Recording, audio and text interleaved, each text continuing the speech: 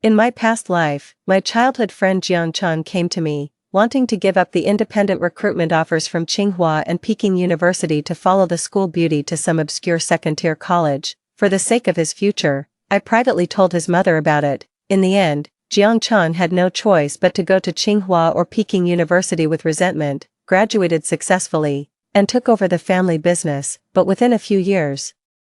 After he gradually gained control of the Jiang family enterprise, he launched a vicious campaign of revenge against my family. The Zhou family business collapsed and underwent asset restructuring. My father was thrown in prison, while my mother was saddled with a mountain of debt. She toiled away day after day, only to meet her end through the malicious vengeance of an enemy, and I was left with nothing. My family was utterly destroyed. I asked Jiang Chang, why?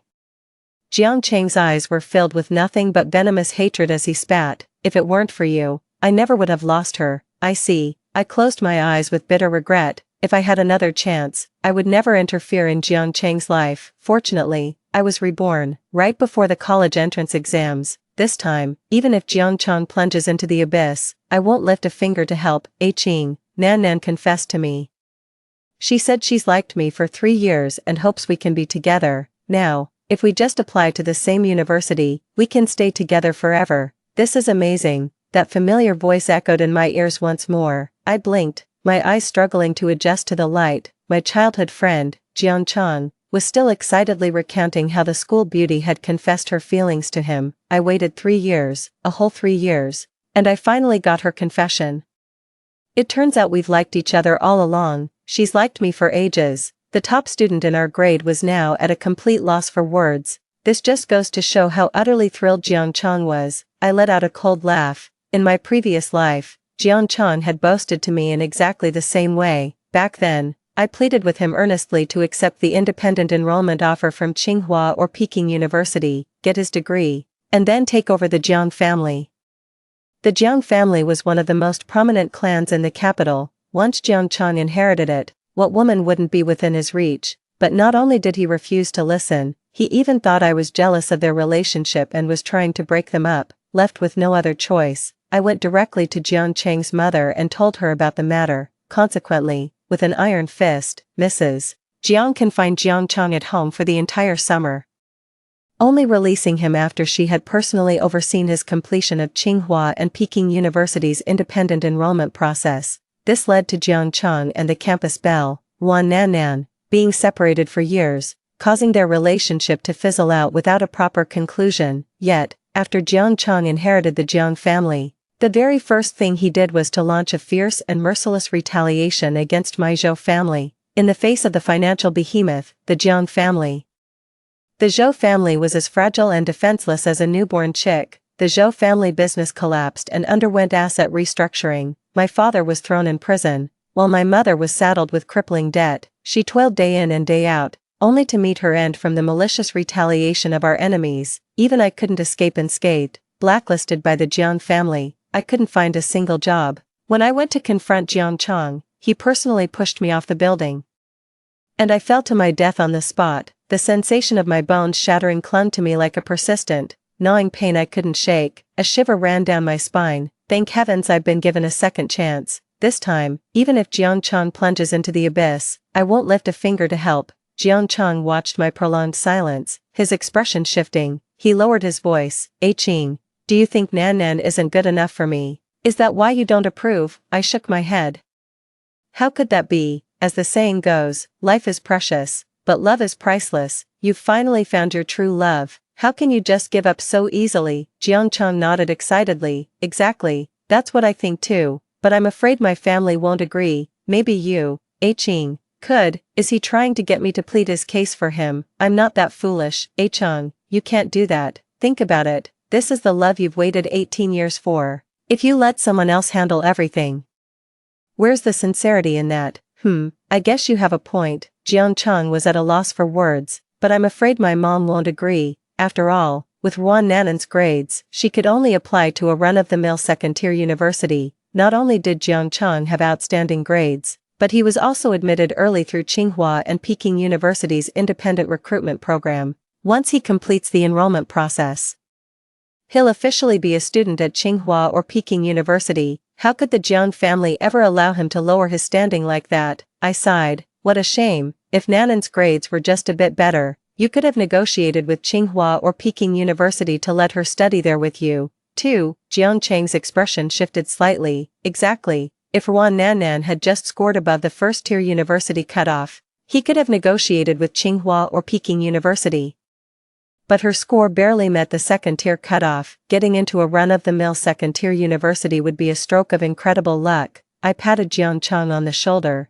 Chang, this is an incredibly difficult path, but which path of true love isn't? Are you prepared for it? Jiang Chang seemed to find a spark of fighting spirit. He nodded earnestly. I'm ready, no matter what obstacles stand in our way. I will be with Nanan. I nodded. Good, I wish you both the best. After turning to leave, a cold smile crept onto my face. A business empire as vast as the Jiang families would never allow an heir from a second-tier university to take the reins. Jiang Chang, since you've chosen your true love, you'd better be prepared to lose everything. Meanwhile, the Jiang family learned that Jiang Chang had an estimated score of 726 and had already passed the early independent admissions for Tsinghua and Peking University. Getting into one of them was practically a done deal. Even the prosperous and talented main branch of the Jiang family had only produced a handful of Tsinghua or Peking University graduates. That's why the Jiang family is taking this matter extremely seriously. I heard they've already started planning the celebration banquet. They intend to invite every prominent family in the capital to witness the rise of another promising scion of the Jiang family. I watch all this coldly. The bigger the spectacle they make, the better. When the time comes and the Jiang family is utterly humiliated, they naturally won't be able to tolerate Jiang Chang any longer. Don't blame me for being cold-hearted. In my past life, after Jiang Chang took over the Jiang family, he employed all sorts of underhanded tactics against their former business partners, the Zhou family. The rest of the Jiang family simply turned a blind eye. With no intention whatsoever of lending a hand, under the Jiang family's retaliation, the Zhou family naturally couldn't hold out for more than 6 months before going bankrupt. In other words, everything Jiang Chang did to the Zhou family was done with the tacit approval of the Jiang family. I can't believe I was so naive, thinking of them as close friends and family. Turns out it was all just wishful thinking on my part. I'm never going to read too much into things or get my hopes up like that again. My phone rang. I picked it up and saw it was my mom calling. Seeing that familiar name, my nose instantly stung with emotion, and my voice even carried a hint of tears when I answered. Mom. My mom was startled. Oh my, what's wrong, Ching Ching? Did someone pick on you? I sniffled. No, I was just watching a TV drama. Oh, you gave me such a fright. Have you estimated your score? About how many points do you think you got? What schools can you apply to? Are they any good? Not bad. Getting into Tsinghua or Peking University shouldn't be a problem. My score might not be as freakishly high as Jiang Chang's, but at least I'm not a lovesick fool. My mom sounded pleased. I knew my Ching Ching could do it, and since the Jiang boy is throwing a celebration party, maybe we should have one too. I quickly stopped her. No.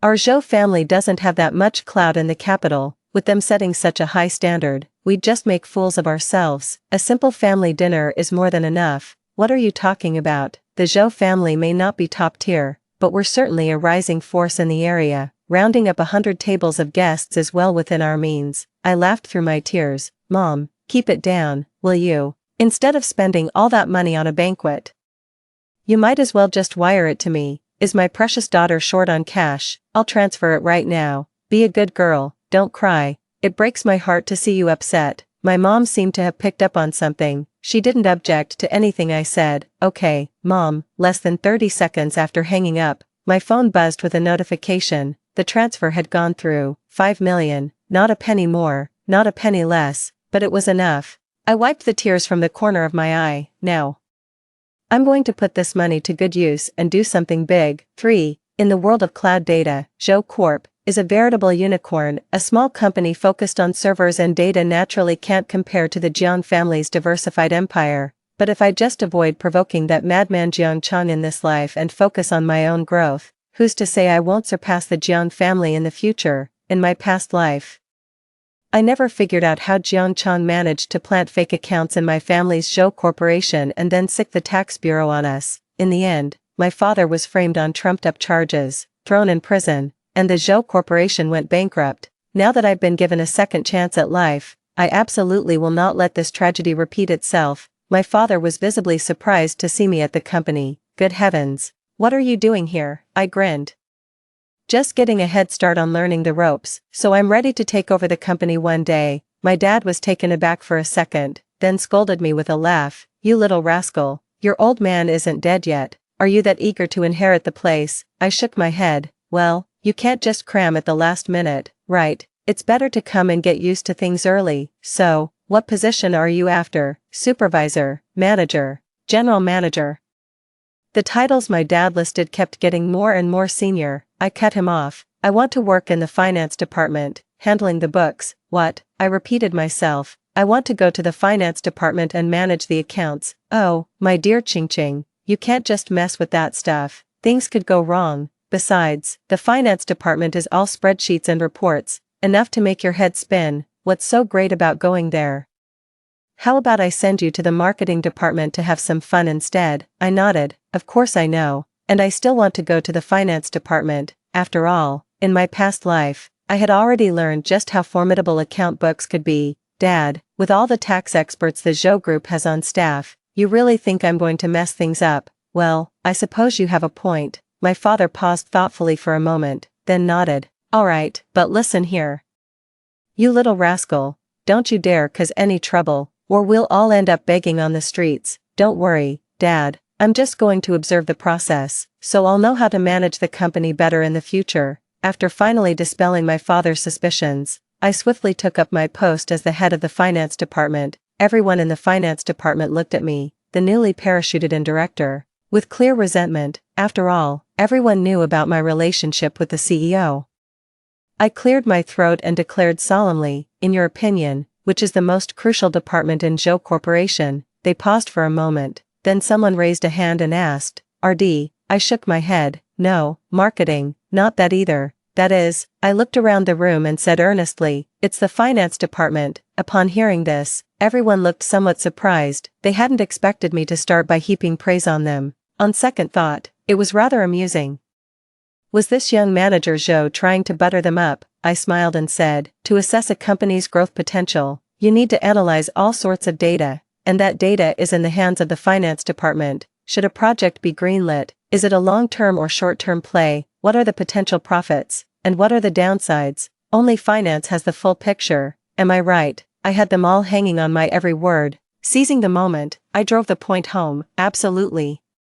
The company's lifeline is also in finance. If a company's books are a mess, it won't last, and if a rival wants to sabotage us, tampering with the accounts is the easiest way in. As I spoke, I carefully studied the expression on each person's face. Some looked surprised, others dismissive, and a few seemed apprehensive. A guilty conscience. I understood the situation perfectly. Clapping my hands, I said, all right, I get it. A kid who just finished his college entrance exams shouldn't be here bossing you around. Let's just stick to our respective roles and ignore me. I'm only here to get a feel for the process. Hearing this, everyone finally breathed a sigh of relief. If they were really put under the management of an 18-year-old, they wouldn't know how to proceed with their work. Time slipped quietly by. Having worked at Zhou Corp for over half a month, I've managed to get a good grasp of how things operate here. To put it simply, my father's mistake was giving the finance department far too much autonomy, I suppose in his mind. The finance department's only function is to produce reports, right? That's a colossal misconception. The finance department has the power to make or break a company, but then again, my dad came from a technical background, so it's only natural he wouldn't be familiar with this. Come to think of it, he's always been the type to avoid hassle. If he could delegate something entirely, he naturally wouldn't want to get involved. This is exactly what gave Jian Chan the opening he needed in my past life, but now that I'm here in this life, I won't let the Zhou family repeat the same mistakes. Drawing on my past life experience, I revised several management regulations, implementing strict controls over the sources and destinations of all financial department reports. Although the finance department had some complaints, they carried out the changes. Come to think of it, it seems like ages since I've heard any news about Jian Chan. The National College Entrance Exam results are out now, and the first round of university admissions has opened for applications. I opened my social media feed and saw that Jian Chan was traveling all over the country with Ruan Nan Nan. In just 20 days, they had journeyed across the length and breadth of the land. At every stop, they would take an affectionate couple photo, as if the whole world existed just for the two of them.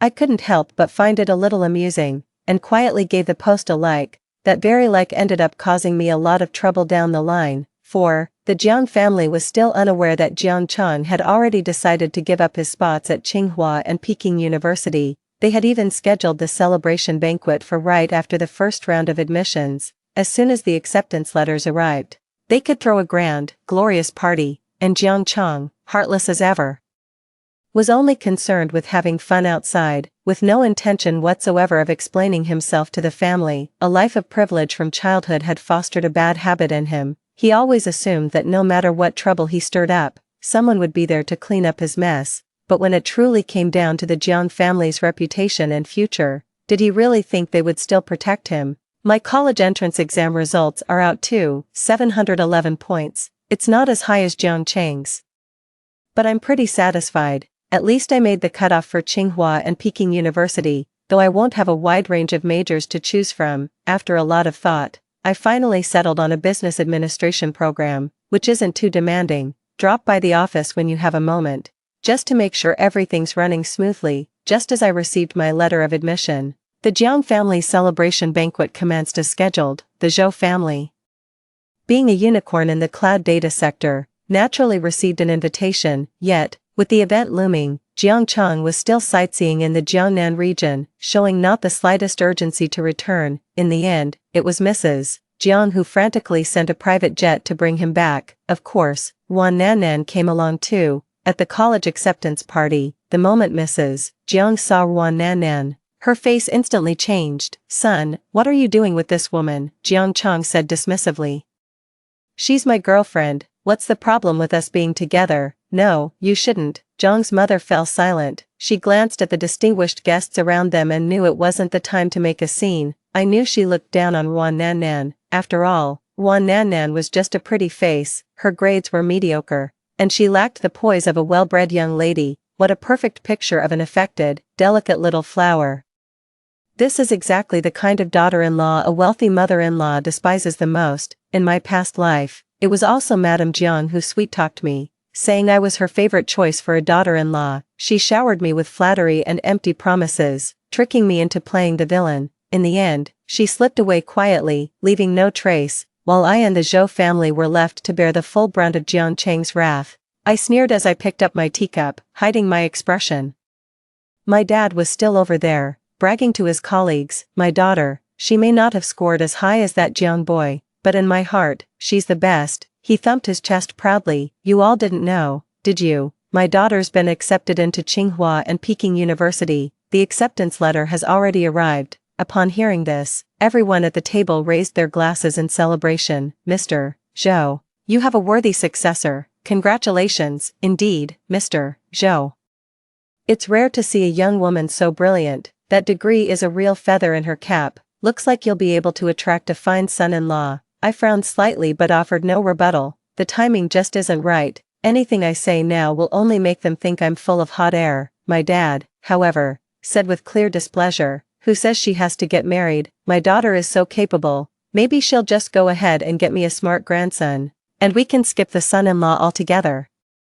No one else at the table contradicted him. They just went along with what he was saying. "Exactly, a son-in-law might just have his eye on your family's money. Better to just go abroad and have a good-looking, high IQ baby yourself." Over there, Jiang Chang had hastily changed into formal wear to mingle with the guests. Just as he was speaking, a commotion arose outside the door. Someone shouted, "Old Mr. Jiang is here." Upon hearing this, everyone rose to their feet, grabbing their glasses, eager to exchange a few words with the living legend, hoping for a morsel of his wisdom, or perhaps, to earn his special favor. The benefits would be immeasurable. Old Mr. Jiang is a real force to be reckoned with. Word has it he's well connected, incredibly capable, and rules with an iron fist. That's how he built the Jiang family into what it is today. He has dozens of grandsons, and every single one of them is vying to inherit the family business. But in the end, the final say still rests with old Mr. Jiang himself. The fact that old Mr. Jiang showed up to Jiang Chang's college celebration dinner speaks volumes about how much he values him. A cold smile played on my lips. I couldn't help but wonder what kind of expression old Mr. Jiang would have when he heard Jiang Chang had voluntarily turned down Tsinghua and Peking University. Jiang's mother nudged Jiang Chang excitedly, her face beaming. "Your great-uncle is here, go and talk to him." Jiang Chang replied reluctantly, "What's there to talk about? We barely see him a few times a year. How can you talk like that? Whether you inherit the Jiang family or not depends entirely on your great-uncle's word." Jiang Chang sneered dismissively, "I will definitely inherit the Jiang family, what's the rush? It's not time to make my move yet." Seeing that look on his face, I could barely keep a straight face. Does this kid really think that just because he got into some second-tier university, Grandpa Jiang would still value him as much as in the previous life? Old Mr. Jiang exchanged a few casual pleasantries before walking up to Jiang Chang. Chang, you've done well. Which program at Tsinghua or Peking University did you apply to? Your great-uncle still has some connections and can introduce you to a good advisor." But Jiang Chang was destined to let him down. "Grand-uncle, I didn't apply to Tsinghua or Peking University." 5. As soon as these words were spoken, the room erupted in an uproar. "What? He didn't apply to Tsinghua or Peking University? Where did he go then? Abroad? With grades that good? Why go abroad? Did Jiang Chang apply to another school?" Old Mr. Jiang's smile faded slightly. Chang, which of the top 9 universities did you apply to? Even if it wasn't Tsinghua or Peking University, he could still accept any of the top 9 institutions. To everyone's surprise, Jiang Chang pulled Ruan Nan to his side and declared in a clear, loud voice, "Everyone, this is my girlfriend, Ruan Nan. I'm going to apply to Beijing Institute of Technology with her." His words were met with dead silence. Not even a whisper could be heard. Everyone stared, dumbfounded, in Jiang Chang's direction, while old Mr. Jiang turned pale with rage, his beard trembling. "What did you just say?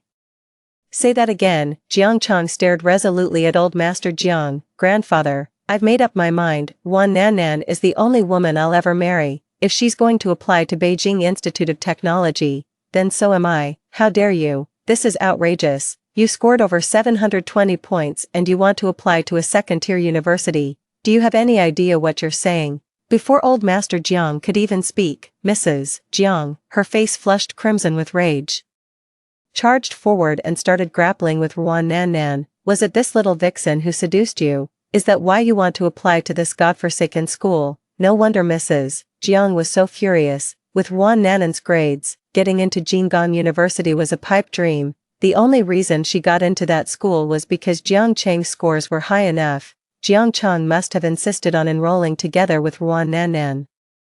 That's the only reason Jinggang University made an exception and admitted her. Jiang Chang frowned and pulled his mother aside. "Mom, don't talk about her like that. Nan just isn't cut out for academics. She's a good person, and she's really hardworking and driven." "Nonsense. What good is being hardworking and driven? All that effort and she only got into a second-tier university. Doesn't that just prove she's not capable?" Just as the situation was about to escalate into a full-blown argument, old Mr. Jiang rapped his cane on the floor. Mrs. Jiang immediately fell silent, lowering her head and not daring to look at him. Old Mr. Jiang glanced at Jiang Chang. "Have you really thought this through? You want to go to Beijing Institute of Technology?" Jiang Chang stood tall and declared, "Yes, in this life, I only have eyes for Nan. Good. That's the spirit." With that, old Mr. Jiang turned and walked away without another word. Jiang Chang was beaming with pride, thinking it was his own commanding presence that had impressed old Mr. Jiang and made him stop giving him a hard time. But Mrs. Jiang knew exactly how serious the situation was. Panic-stricken, she cried out, "Dad, don't listen to his nonsense. I'll make him repeat the year immediately and reapply to Tsinghua or Peking University." From behind her, Jiang Chang whined petulantly, "Mom, I'm not repeating the year.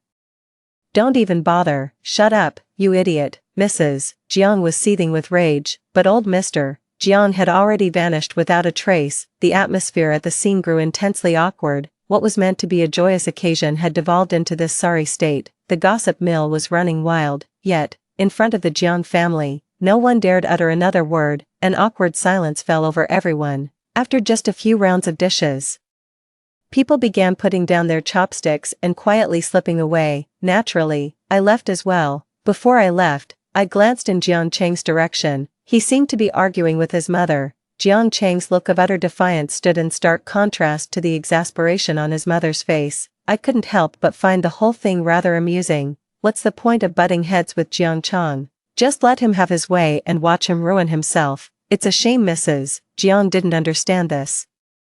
My dad was still muttering in my ear, has that Jiang boy lost his mind? He's giving up Tsinghua or Peking University for some second-rate college, all for a girl. I laughed and said, he believes love conquers all. If he's willing to choose love, there's nothing we can say about it. Love, my foot, that girl never struck me as the loyal type. Just watch, if Jiang Chang lost all his money, do you think she'd stick around? I couldn't have agreed more, but I kept my thoughts to myself. What happened next is beyond me. All I know is that Jiang Chang lost all interest in posting updates to his social media. The whole Jiang family was thrown into complete turmoil over this mess with Jiang Chang. The reason was simple. The entire Jiang family had taken it for granted that Jiang Chang would get into Tsinghua or Peking University, so they had invited many prominent figures from the capital to the celebration banquet, but in the end, they discovered that Jiang Chang hadn't even applied during the regular admissions period. In other words, even if he scored perfectly, Tsinghua or Peking University wouldn't accept him now, unless Jiang Chang repeats his final year of high school and reapplies to get into Tsinghua or Peking University, he'll have no choice but to attend that so-called Beijing Institute of Technology. Jiang Chang was stubborn as a mule. He'd rather starve himself at home in protest than go back to repeat the school year, and for Wan Nanan's sake, he kept threatening to jump off a building to go find her. This scared Mrs. Jiang so much she didn't dare lock him up anymore. In the end, left with no other choice, she came to me again. Ching, you're the closest to a Chang. Please, talk some sense into him, I'm begging you. Please, make him see reason and stop this foolishness. Alright. I watched her performance with cold detachment. I tried to talk sense into her in my past life, and what good did it do me? After Jiang Chang graduated and took over the Jiang family business, his mother saw every single one of his calculated moves against the Zhou family, yet she did nothing to stop him. In fact, she even lent a hand behind the scenes. It all boils down to her thinking I wasn't good enough for the Jiang family. In Mrs. Jiang's eyes, I'm nothing but a tool. I'm not doing a thankless job a second time. 6.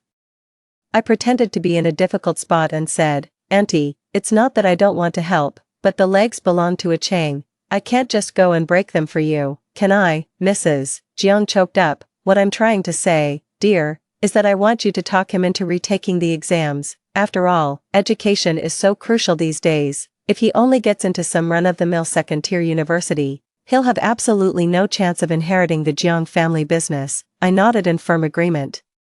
Have you spoken to Jiang Chang about this? Did you make it clear that if he persists down this foolish path, the Jiang Corporation will be forever out of his reach? Of course I did, but that boy, sigh, he's utterly convinced he's destined to take over the family business. I simply can't get through to him. I couldn't help but feel a secret thrill. It seemed Jiang Chang was still basking in the afterglow of his high exam scores.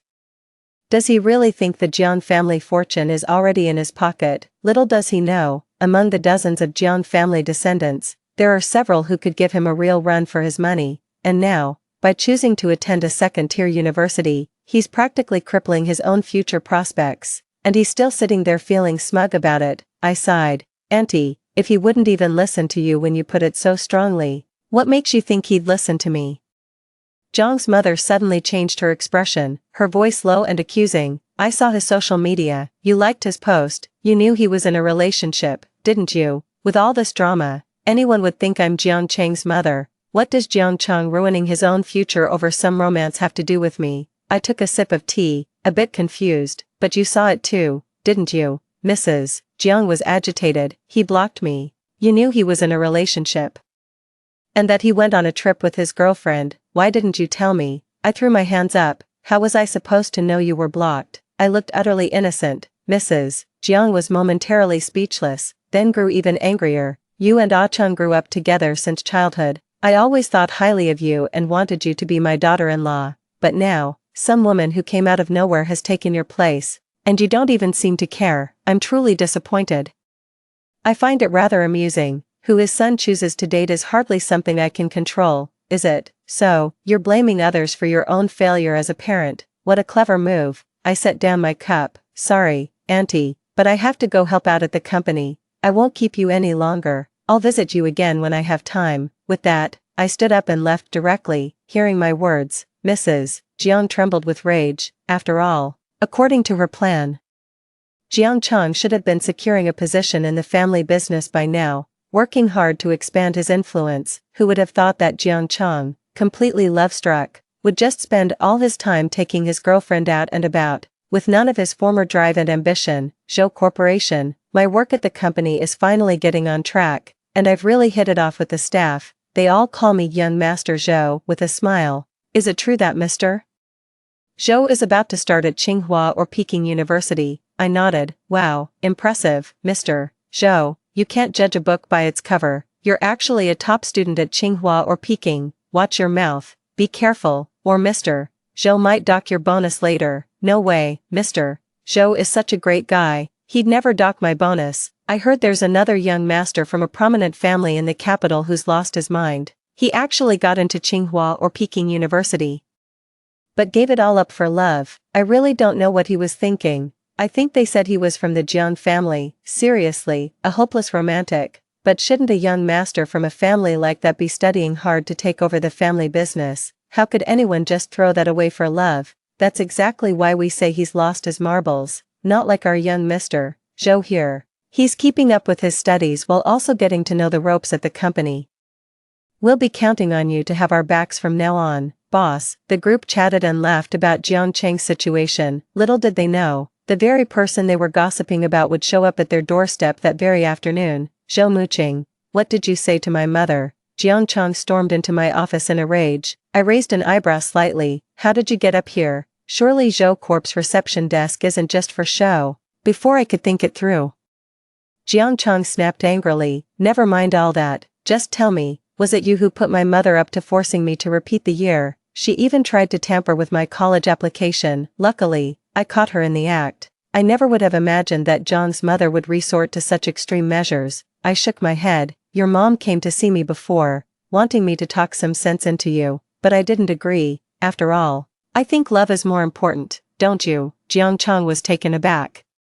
Wasn't it you who persuaded my mom to make me repeat the school year? I was utterly shocked. If I didn't approve of you and Nan Nan being together, I would have stopped you long before you even accepted her confession, wouldn't I? Jiang Cheng thought it over carefully, and it did seem to make sense. He even began to doubt himself, wondering why he had rushed over to the Zhou family's place in the first place. Sorry, Qing. I think I misunderstood you, I said with a smile. It's all right.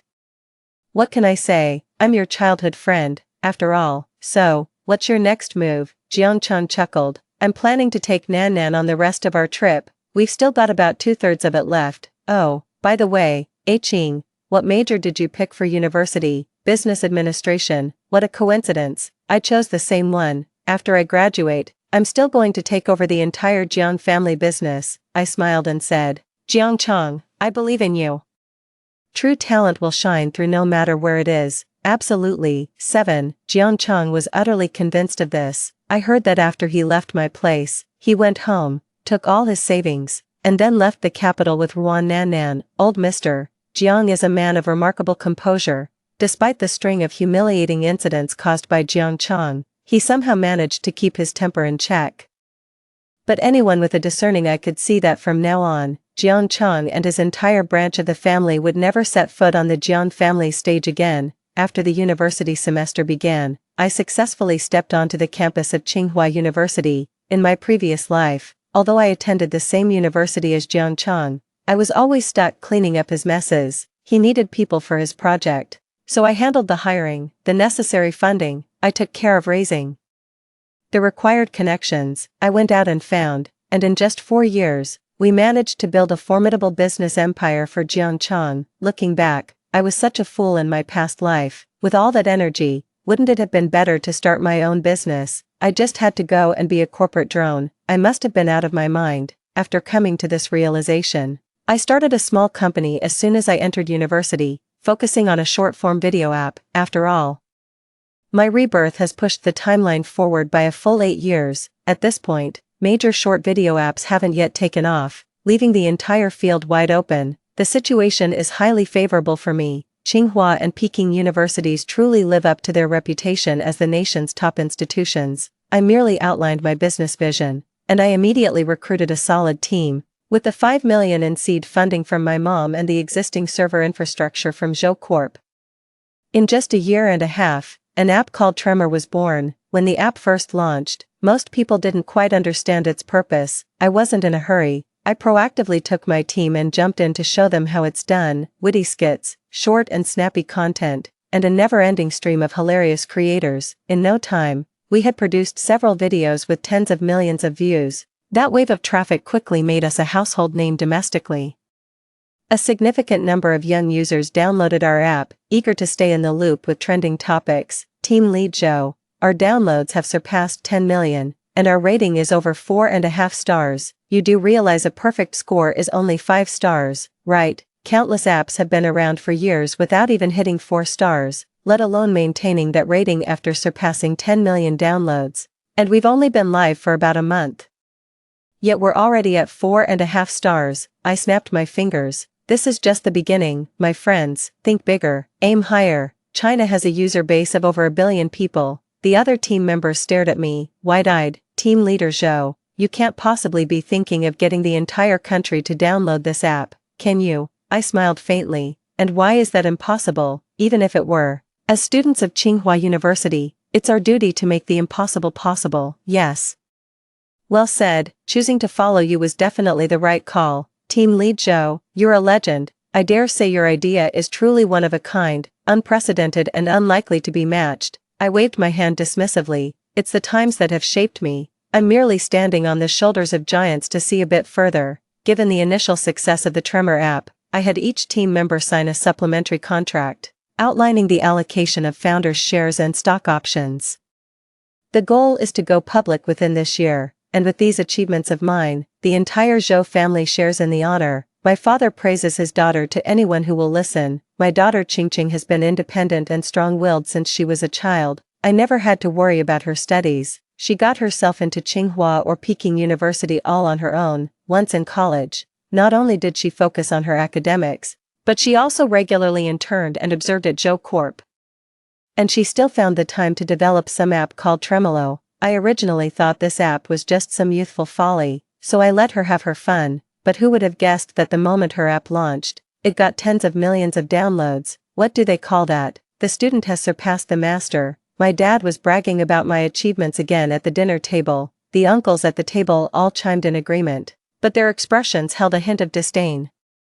The first wave of users to download TikTok were mostly young people. After all, they're older and don't really understand TikTok's influence. They just assumed I'd brought home another frivolous, money-wasting gadget. After all, which wealthy family doesn't have a spendthrift heir? Rich kids all love to dabble in startups, but how many of them actually achieve anything in the end? Hardly any. That's why they say, a rich kid squandering money is one thing, but a rich kid starting a business is the real nightmare. They were all flattering my dad to his face, but who knows what they were really thinking. My dad, for his part, was thoroughly enjoying it. Meanwhile, my mom kept calling me nonstop, asking if I had enough funding. It's more than enough, Mom. We're using our own data cloud and servers, so it hardly costs a thing. The biggest expenses right now are the technology and venue fees.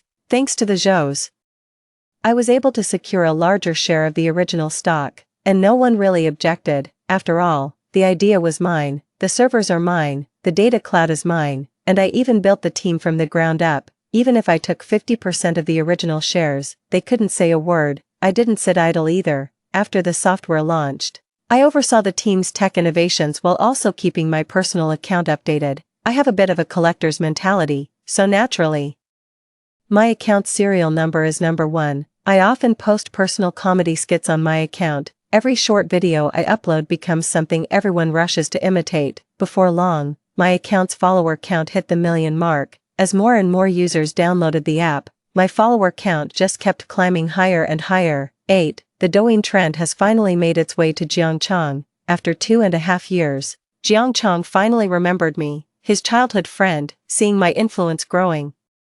He finally sent me a text message. "Hey Qing, how have you been lately?" Seeing Jiangchang's name pop up in my contact list, I couldn't help but frown. The deputy team leader, noticing my expression, leaned in curiously. "What's up, boss? Who's got you all worked up?" I shook my head. "Just some idiot. Don't worry about it." I found a quiet corner and casually replied, "Sounds good." The chat box showed he was typing, but several long, drawn-out minutes passed without Jian Chang sending another message. I knew he hadn't been doing well lately. He stubbornly insisted on applying to a second-tier university, determined to study and graduate alongside Ruan Nan. Old Mr. Jiang began to gradually distance himself from their branch of the family, and the entire Jiang Chang household started to be slowly edged out from the core of the Jiang family's affairs. Jiang's father was furious. He made several scenes, even threatening to drag Jiang Chang back home and force him to repeat his final year of high school. The situation escalated all the way to the police station. After several heated arguments that nearly turned physical, it ended with Jiang's father unilaterally declaring he was cutting ties with his son. "Since we've cut ties, it's only natural that the household allowance would stop too, but Jiang Chang should still have some savings left. Though whether it's enough for Ruan Nan's expenses is another matter." I figured that Jiang Chang reaching out to me at this critical juncture was probably to borrow money. Sure enough, his very next words were, "Ching, could you lend me some money?" I raised an eyebrow. "How much? Let me see if I have it." Not much, just $1 million. I need to start a business." $1 million, I could come up with it, but I didn't want to throw good money after bad. I feigned surprise. "What kind of business? That's a lot of money, you know. I'm tied up with my own project right now, and I'm a bit short on cash." Jiang Chang paused for a moment, then quickly sent a message. "You don't have the money, but you can just ask your father for it. $1 million is nothing to the Zhou family, right?" I let out a cold laugh. Since when does Jiang Chang get to decide whether or not I ask my father for money? What an entitled attitude. I can't help but feel a bit annoyed. Just because Jiang Chang is short on money, am I supposed to hand it over to him unconditionally? It was the same in my past life. He took every resource directly from my hands without a shred of gratitude. He just took it for granted. How could I possibly let him have his way in this life? "Young Master Jiang, you know my family is in the data cloud business that requires massive server infrastructure and technical support. The monthly costs for servers and tech fees alone are no small sum. Where would my family get that kind of spare cash for me to play around with?" "Well, Ching, can't you help me figure something out? You're the only one I can rely on. Once my project goes live, it's guaranteed to be a hit. You have to believe me." Jiang Chang was desperately trying to make his case. "I've already recruited quite a few people. The team is almost fully formed. We're just a little short on funding. If you invest, I promise I'll pay you back, or if you don't want cash, I can give you equity instead. How about that?" I knew exactly what Jiang Chang was trying to do. In his previous life, his idea was actually pretty solid. He built a food delivery app himself, launched it at Tsinghua and Peking University, and after it took off, he rapidly expanded it across the capital and eventually the whole country. Back then, the entire food delivery industry was a blue ocean with virtually no competition, which allowed Jiang Chang to secure his first pot of gold. But that was in a past life. Starting only at this point in this life is already too late. If he had done it right at the start of university, he would have been a pioneer. Doing it now feels like he's just scrambling for scraps left by others, but that doesn't mean it's impossible to succeed, provided he has enough capital and resources to pour into it. A degree from Tsinghua or Peking University can be considered part of that capital. At least it makes others willing to trust him, fund him, and invest in him. Unfortunately, in this life, Jiang Chang attended Beijing Institute of Technology. Even if he's incredibly talented and a silver-tongued orator, people still might not be willing to invest in him. Stroking my chin, I thought, rather than investing in Jiang Chang, I might as well run this business myself. Well, if I'm already building a TikTok-like app, what's one more food delivery software on the side? It's just that this requires a lot more startup capital.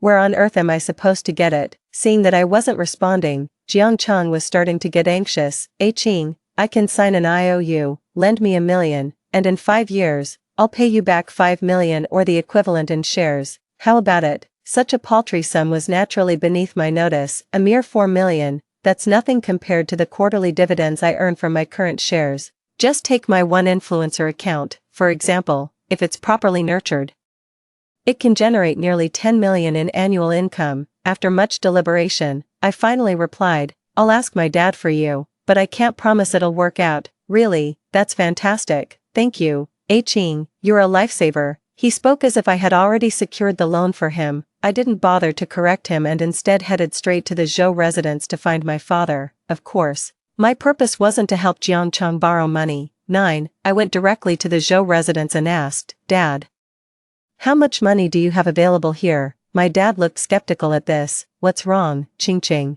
Do you need a lot of money? I thought for a moment. It's not so much that I need money, but rather that I need a huge number of servers. My dad was utterly dumbfounded. You're already using so many servers, and it's still not enough. I grinned. What a coincidence. I've just had another new idea. A new idea. My dad's eyes lit up instantly. What idea? Tell me about it, son.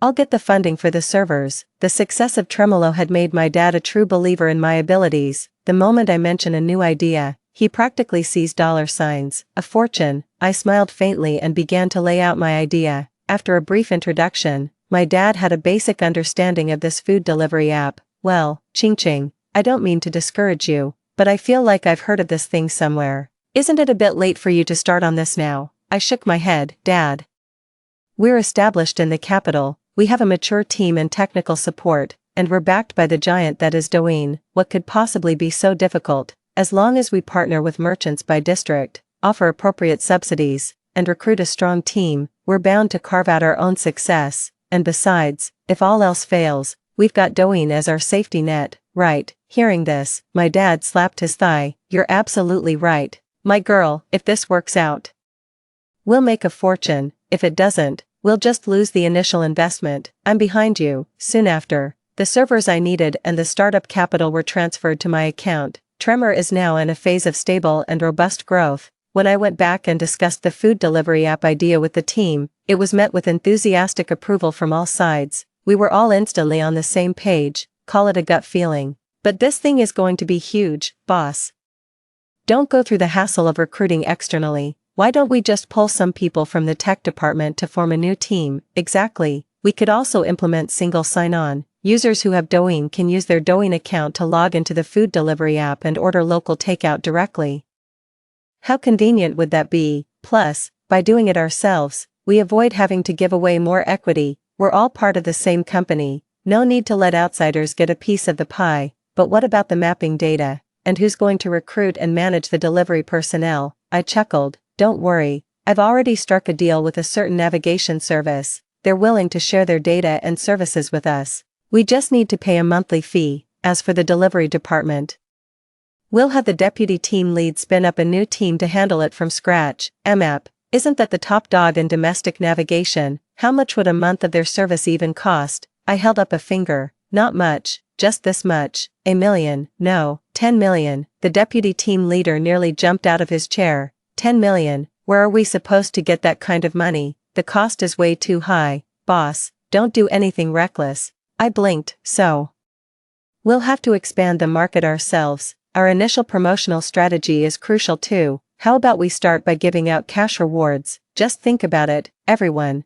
How many shops and restaurants are there across China? How many hundreds of millions of people need to eat? This market is absolutely massive. A mere 10 million will be earned back in no time. Everyone exchanged glances. Then, someone gritted his teeth and spoke up. Screw the cost, boss, I'm in. But let's get one thing straight. You can't touch my original shares in Tremor. Don't worry. The more you work, the more you earn. I'm very fair. After all, we're a well-oiled technical team, leveraging our prior experience. It only took us 3 months to get a food delivery app called Chow Time listed on the app stores. At the same time, a significant advertising campaign for Chow Time was launched on Vibrato.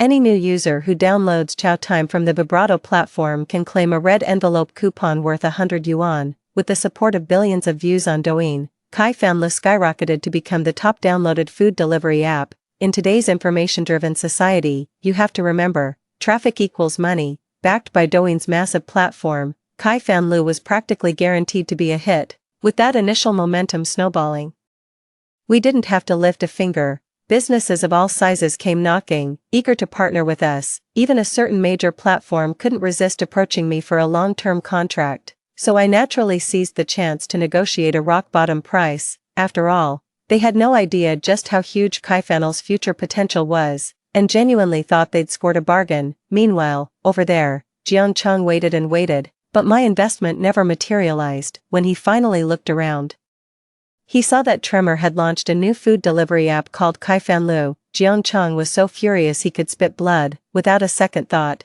he sent me a WeChat message to confront me.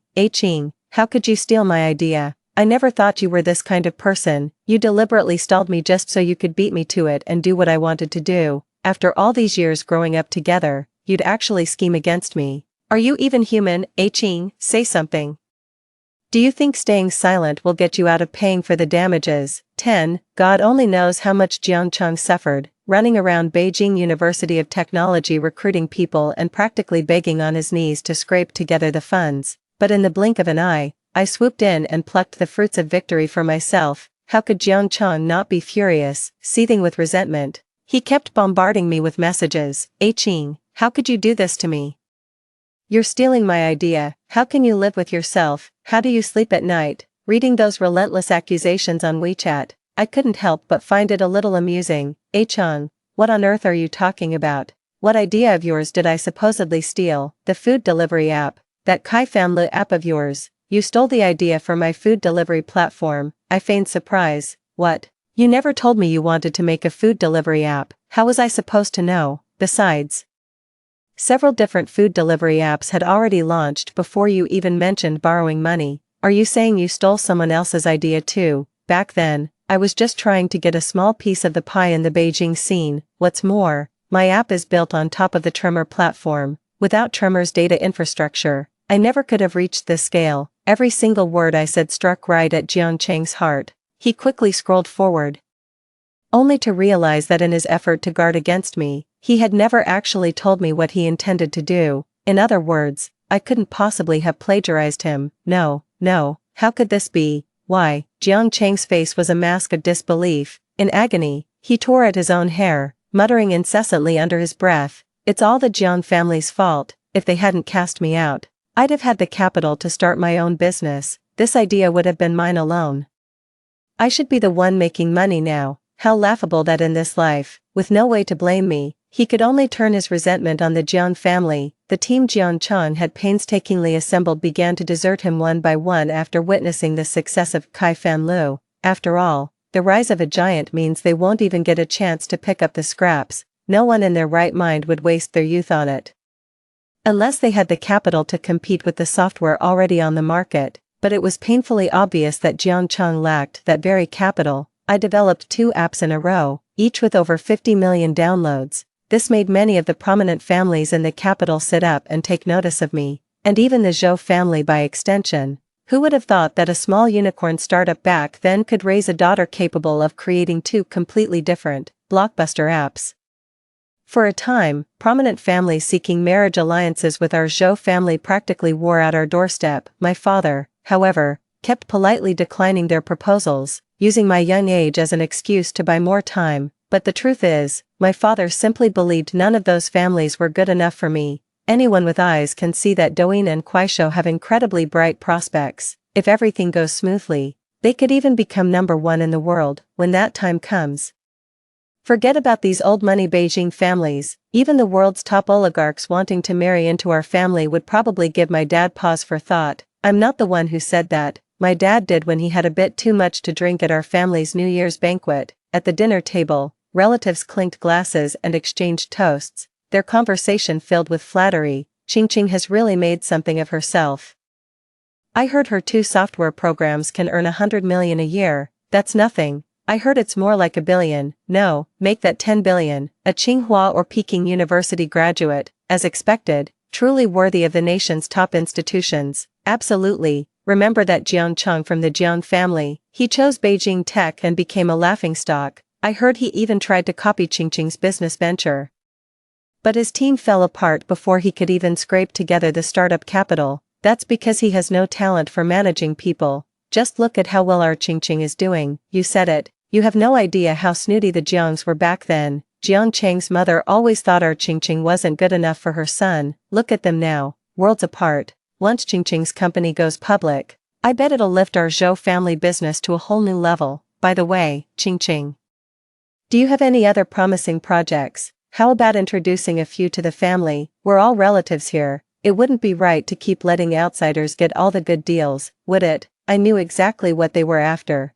The company behind those 2 apps was one I founded back in school. They didn't get any shares, so they couldn't even get a taste of the profits. Now, they're just trying to see if they can squeeze something more out of me. I replied with a smile. Actually, yes. But the initial investment required is quite substantial. The project I'm currently working on has a funding gap of around 10 billion. If any of you are interested, we can discuss it in private. Hearing this, everyone fell silent. 100 billion. That's a bit of an exaggeration. Haha, haha, ching ching. Are you pulling your uncle's leg? Alright, never mind. No sincerity, let's just drink. That's right. I'm making things difficult for them on purpose.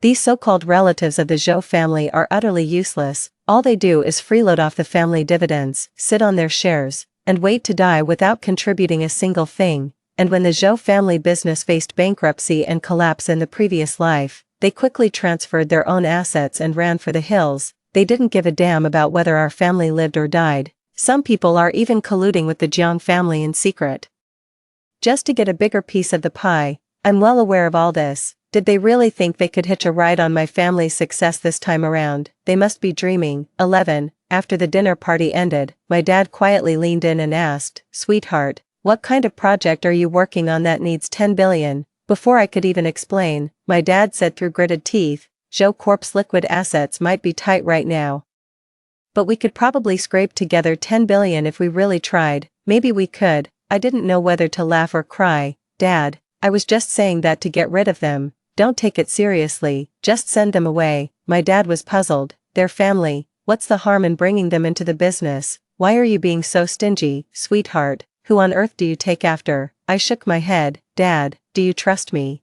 Or do you trust them? What a question. Of course I trust you. Then listen to me. Don't let the Zhou family get involved. When we're stronger, we can throw them a bone, but right now we absolutely cannot let them in to muddy the waters. They'll only mess up our grand plans. Alright, father will do as you say. By the end of my junior year, both Tremolo and Chow Time were running smoothly and on the right track.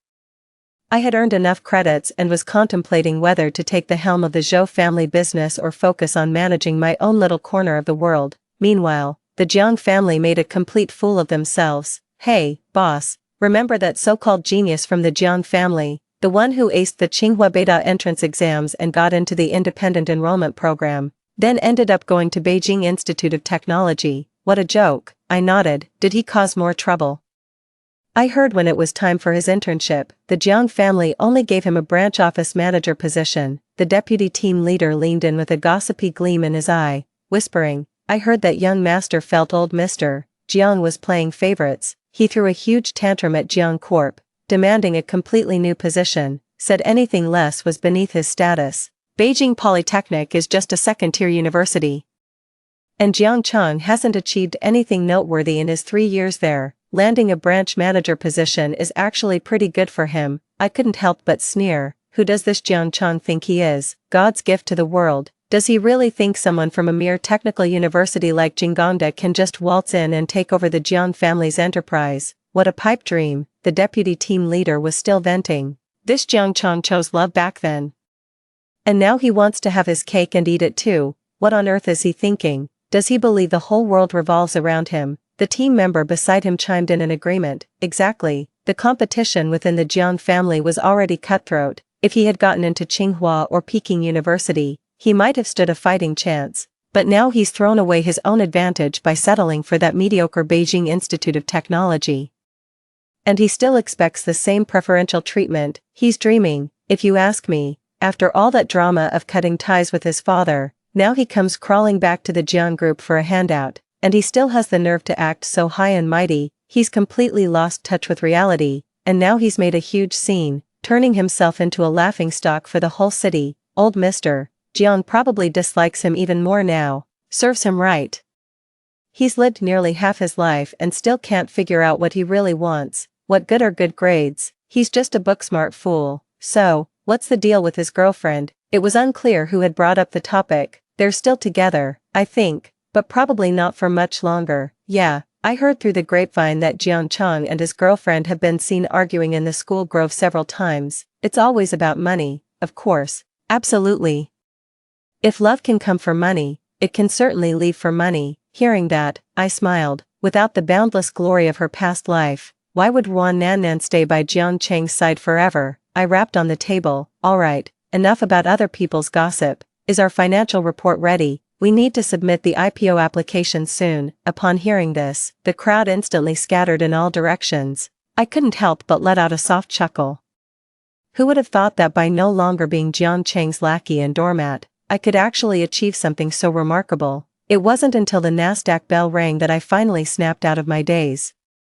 As if waking from a deep dream, I was surrounded by all the classmates I had journeyed with during my university years. Every face was beaming with the smile of success. The sound of that bell would bestow a fortune of over 10 billion on each of them. From that moment on, they themselves were considered among the elite. The victory celebration lasted for 7 days and 7 nights. I went all out and rented a villa in the city center for the party venue. Everyone was letting loose, celebrating and enjoying the fruits of our labor from the past 3+ years. Just as the fun was at its peak, my phone rang. It was a call from my dad. "Sweetie, are you free right now?" My father's voice was uncharacteristically panicked. I stepped into a quiet spot. "Dad, what's wrong? Are you okay?" "I'm fine, but there's a small issue with the Zhou family's account books. The tax authorities are already at the door, in the department you used to manage. Is there anyone you think might be suspicious?" Hearing this, my heart gave a sudden lurch. Why is this happening again? Just like before, I frowned with concern. "Dad, are you really okay? Where are you right now?" "I'm at the office. The tax bureau is still investigating, but don't worry, it'll probably be fine." How could it possibly be fine? Last time, my dad was actually hauled into the station, interrogated for over a week, and then finally thrown into a detention center. The torment he went through during that time was no joke. I lost all interest in the party. "Dad, don't panic, I'm coming home right now." "Hey now, sweetheart, don't you rush either. This whole thing might just be a misunderstanding. You enjoy yourself and don't you worry about your old man." I didn't reply. I hung up the phone, immediately booked a return flight, and rushed back to the capital. 12, just as I feared. By the time I got back to Zhou Corp, my father had already been taken to the police station for questioning. The atmosphere at Zhou Corp was one of palpable anxiety. Everyone was at their desk, but you could see the restlessness written all over their faces. With their CEO hauled off to the police station, the very survival of the company is now in question. I rushed to the finance department in a panic and tracked down my former subordinates. When they saw me, they averted their eyes, unable to meet my gaze. Seeing this, I understood the situation. "What's going on?" I demanded. "Can someone explain this to me? What's wrong with the accounts, Mr. Zhou?" "That's not it. We truly had no knowledge of this matter." "Exactly. The tax filings and reports we submitted every month were completely fine. Who knew the tax bureau would find issues as soon as they showed up?" I snapped. "You're all top graduates from prestigious universities. Don't you know in your hearts whether the accounts are in order or not?" No one replied. I slammed the table in anger. "Bring me all the reports, now. I'll look at them myself." "Yes, right away, Mr. Zhou." The materials were gathered very quickly. I pored over every page, careful not to miss a single piece of data, but the more I looked, the more something felt off. "This is so suspicious. Every page of the data looks perfectly normal. On what grounds is the tax bureau arresting my father? Could it be, it's not about the accounts?" My palms broke out in a cold sweat. If that's really the case, then we're in serious trouble. I dropped the reports and ran straight for the police station. When he saw me in the visitation room, my father, a middle-aged man, couldn't hold back his tears and began to cry. "Ching, why did you come back? I told you I was fine and that you didn't need to come." I rolled my eyes. "If I didn't come back, you'd be headed for jail." "It's fine, I know my own tax situation. There's absolutely no problem. Your taxes might be fine.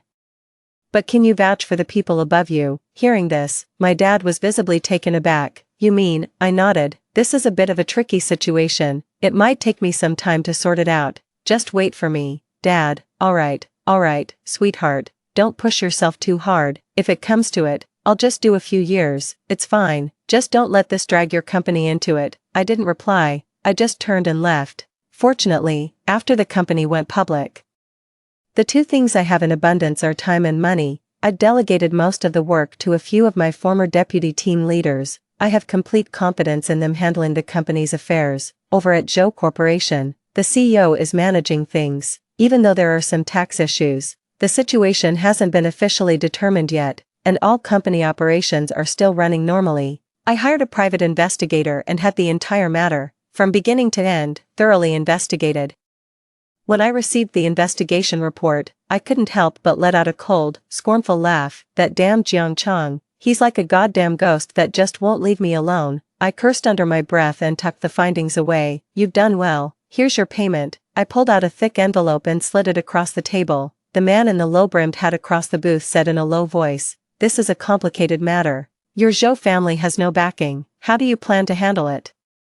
I stood up, my face betraying no emotion. "Since the Jiang family started this mess, we'll settle it with the Jiang family. That's right, the troublemaker is none other than Jiang Chang." Even though the Jiang family only gave him a manager's position, after his big scene, not only did his situation not improve, it actually got worse. The main branch of the Jiang family, both openly and in private, held an attitude of disregard, even disdain, towards him. Jiang Cheng also knew that now was not the time to act spoiled and arrogant, especially since he had no favor left to rely on. He had no choice but to hold his nose and take the internship. But Wan Nannan was furious. After all, the other Jiang family heirs, barring any mishaps, were guaranteed at least a subsidiary company of their own. But what about Jiang Cheng? He had to start as a mere branch manager. How long will it take to work my way up to running a company? Wan Nannan could never endure such hardship for so long. You have to understand, over the past few years, Jiang Cheng had already spent his entire fortune just to keep her happy. By the time his junior year internship rolled around, Jiang Cheng was already completely broke. The only reason Wan Nannan is still holding her nose and sticking with him is that she's waiting to get her hands on the subsidiary company's money to splurge. And now, Jiang Cheng is just some lousy manager. The measly salary he pulls in each month can't even cover her expenses. After all the back and forth, the two of them broke up, just as expected. Having lost his education, his love, and his power and status, Jiang Cheng spiraled into a state of extreme emotional turmoil. First, he went home and caused a huge scene with Mr. and Mrs. Jiang, even getting physical, as if he were ready to fight to the death. To redirect the hatred, Mrs. Jiang naturally had to pin the blame on an outsider, and I was that outsider. 13. It's all Zhou Muqing's fault. Back then, she knew full well you were dating that wretched Wan Nannan. Instead of coming to tell me, she'd rather lurk in the background, liking posts and stirring up trouble. If she had told me, I would have never let you lose your chance to attend Tsinghua or Peking University. If you had gone to one of those schools, you'd still be the pride and joy of the Jiang family. Heck, you might even be running the main company by now. Tell me, isn't it all that woman Zhou Muqing's fault? In the end, after all that talk, Jiang Cheng actually bought into his mother's twisted logic and ended up resenting my Zhou family along with her. But revenge requires money too. Besides, after my reforms to the Zhou family's finance department, the official books are practically flawless. If we're going to act, it'll have to be under the table. For instance, trumped-up charges. Jiang Cheng liquidated every usable asset he had at home, then pulled some strings with someone at the tax bureau. But his funds were far too limited. The tax bureau contact agreed to help him take down the Zhou family, but refused to move against Tremolo and Chow Time. After all, when I first set up those two project teams, I had already factored in the issue of political connections. Nearly a third of the team members I recruited had various powerful connections in the capital. Even with their ironclad connections at the tax bureau, the Jiang family wouldn't dare provoke half the aristocratic families in the capital. So after much deliberation, the Zhou family seemed like the easiest target to squeeze. Blinded by hatred, how could Jiang Cheng possibly think that far ahead? He spent his entire fortune just to have my father thrown behind bars. The most famous and dazzling young female entrepreneur in Huagua has a biological father who is a criminal. That's a terrible thing to have get out. That's probably exactly what Jiang Cheng is counting on. I sneered. Anything he can solve by throwing money at it, I can solve the same way. It's just that right now, there's a better solution. In the Zhou family WeChat group, my relatives were relentlessly trying to persuade me. Look, Qingqing, your father is messing around at the company. He's going to run it into the ground. We should offload the shares now while we still can, split the proceeds. At least that way we can salvage some of the family's assets. Exactly, and with a bit more money, you could grease a few palms, who knows, maybe your dad could even get a couple of years knocked off his sentence. Just look at your father. He took a perfectly good Joe family business and managed to run it into the ground. Exactly, if he had listened to us back then and cashed out at the peak, wouldn't every one of us Joes be a multimillionaire by now? Look at how far the stock has fallen. The shares in my hand are losing value by the second. They kept on berating my father relentlessly, while my mother was at home, weeping her heart out. Ching ching, look at this, the tea's gone cold before the guests have even left. These people are just taking advantage of us, a widow and her daughter. Because they think we're easy targets. Ching ching, you're all I have left. I patted my mother's hand. Don't worry, Mom, I'll get Dad out of this mess. As for these relatives, I'll handle them, you just relax. Really, how are you going to do that? I smiled. Just sit back and watch. Long before certain relatives got wind of the news and started frantically dumping Joe Group's shares, I had already arranged for people to quietly buy them up from behind. This incident is the perfect opportunity to consolidate Joe Group's equity. Afterwards, if those relatives dare to come knocking and cause a scene, they won't have a leg to stand on. I posted a message in the WeChat group. My parents and I have no intention of selling our shares. Do as you please. Oh, you're far too young and naive, girl. When the Joe Group goes bankrupt, you won't be able to get rid of that hot potato if you tried. Exactly, it's still worth something now. What are you waiting for if not to sell? I sneered. This bunch of relatives was far more troublesome than the ones dumping their shares. They had their eyes set on my family's equity. The moment I sold my stake, they'd swoop in and take over Joe Enterprises. I'm not that stupid, don't worry about me. My only focus right now is helping my father with his lawsuit. You're all free to do as you please. I knew these people wouldn't lift a finger without a guarantee. Good thing I had a backup plan ready for them. That very night, news broke that the entire finance department at Joe Corp had resigned en masse, leaving the company completely rudderless. What does this tell you? This proves there are real problems with Joe Corp's finances. Joe Corp is likely to collapse within days. The news was released right at market close, and the entire market plummeted to the limit down in an instant. The relatives in the group chat, who were still hoping for a big payout, were horrified and immediately sold off all their shares. I orchestrated all of this myself. The entire finance department of Joe Corp answers to me. Getting them to release a bit of false information was child's play. As I was quietly buying up those undervalued shares, my relatives in the group chat were busy mocking me. It's over. Joe Corp is truly finished. The problems are this big, and they're not even holding on to the assets. There's definitely something fishy going on. Ching ching.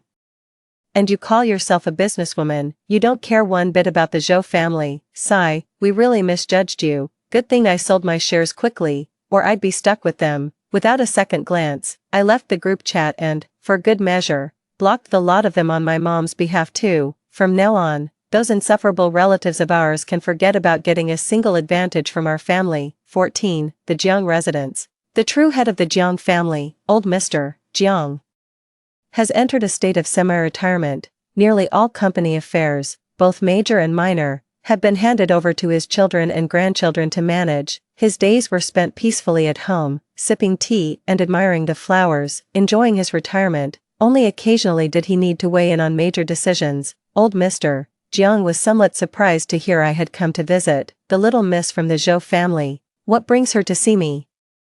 Could she have taken a fancy to one of my grandsons? The butler looked somewhat embarrassed and reminded him in a low voice. A few days ago, Mr. Zhou was taken in by the authorities. Old Mr. Jiang's face lit up with understanding. So that's what this is about. Show her in, even though I was here to make trouble. I couldn't neglect the proper courtesies. Old Mr. Jiang, it's been 4 years, you're still as hale and hearty as ever. This is a small local specialty I brought back from Europe for you. I hope you'll accept it. Old Mr. Jiang had been a titan of industry his whole life. What kind of luxury hadn't he seen? But he still accepted it with a smile. I remember your name is Zhou Muqing, right? I nodded. That's right. You remembered correctly, sir. Old Mr. Jiang chuckled. The Zhou and Jiang families are close friends. If you'll forgive an old man's presumption, I'll call you A Qing. Is that alright? I just smiled, letting the remark pass without a direct reply. Mr. Jiang, you know exactly why I'm here today. Old Mr. Jiang feigned ignorance. Oh, I wasn't aware. "Steward, did I have any prior appointment with Ching today?" The steward replied with utmost deference, "No, sir, you did not." Old Mr. Jiang looked at me and said, "You see. It seems we had no such arrangement. Looks like this old man's memory is still holding up." I gave a faint smile and placed the documents in my hand on the coffee table. "Please take a look at these, sir, then we can discuss how to proceed." Hearing this, the old gentleman's smile faded slightly. He took the documents and flipped through them casually at first, but then his brow furrowed. The further he read, the more his anger became impossible to conceal. Even old Mr. Jiang, who had wielded immense power in the capital for a lifetime, never imagined his grandson Jiang Cheng would turn out to be such a reckless and witless fool. Anyone with half a brain can see that my future prospects are limitless. I could even lead the Zhou family to surpass many of the capital's old money dynasties in one fell swoop. With a little more time to cultivate political connections, the Zhou clan could stand firm for 100 years. Jiang Cheng is willing to offend a future business titan like me, all because of a personal grudge, a grudge that's completely baseless. I might add, it's utterly tactless. Giving up a spot at Tsinghua or Peking University over some decorative vase was already the height of foolishness, and now, on top of that, this whole mess has left old Mr. Jiang utterly disheartened and disappointed. It seems he's still too hung up on that tenuous blood connection. Old Mr.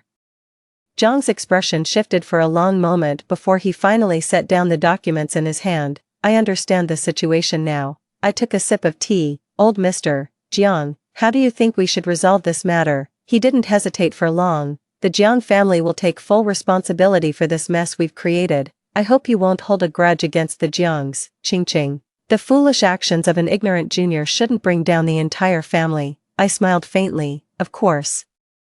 As long as my family remains safe and sound, the implication was clear. This matter would only be put to rest once old Mr. Jiang handled it to my satisfaction. Old Mr. Jiang was a shrewd man. He deftly changed the subject. "Speaking of which, I heard your company went public on Nasdaq the other day, didn't it?" "I haven't had the chance to congratulate you yet." I shook my head. "It's nothing compared to old Mr. Jiang's accomplishments, just a bit of dabbling." "Really?" Old Mr. Jiang shook his head. "In my opinion, none of the younger generation in the Jiang family can hold a candle to you, Ching. Are you seeing anyone? Have any of my descendants caught your eye? Is he angling for a marriage alliance?" Compared to the Jiang conglomerate, the Zhou family is practically a speck on the map. Besides my own immediate family, the rest of the Zhou relatives are completely unreliable. If we were to form a marriage alliance with the Jiang family, our Zhou clan would be swallowed up in no time. I certainly wasn't going to take the bait on that one. I waved my hands repeatedly. "No, thank you. I'm still young. I'm not considering such matters for the time being." Old Mr. Jiang looked somewhat disappointed, but still said with a smile, "In that case, if there are any projects for cooperation in the future, you can always contact our Jiang family. We are willing to offer a 50% concession on our share as compensation for this matter." "Thank you in advance, Mr. Jiang. I must go visit my father now, so I won't take up any more of your time." With that, I stood up and left without another word. Time was of the essence. Lingering here to exchange pleasantries with Mr. Jiang would only delay my father's release. Mr. Jiang works fast. My father was out by that very afternoon. Meanwhile, word spread that a mid-level official at the tax bureau had been taken down, handcuffed on the spot by the police. The Jiangcheng family was also hauled into the station, charged with bribery and malicious competition. 15. The news sent shockwaves through the entire capital. "Jiangcheng, from the Jiang family, don't you remember? That's the kid who, 4 years ago, gave up his spots at Tsinghua and Peking University for so-called true love to go to Beijing Institute of Technology. He really is from the Jiang family. Then why are they targeting the Zhou family, and using such underhanded tactics?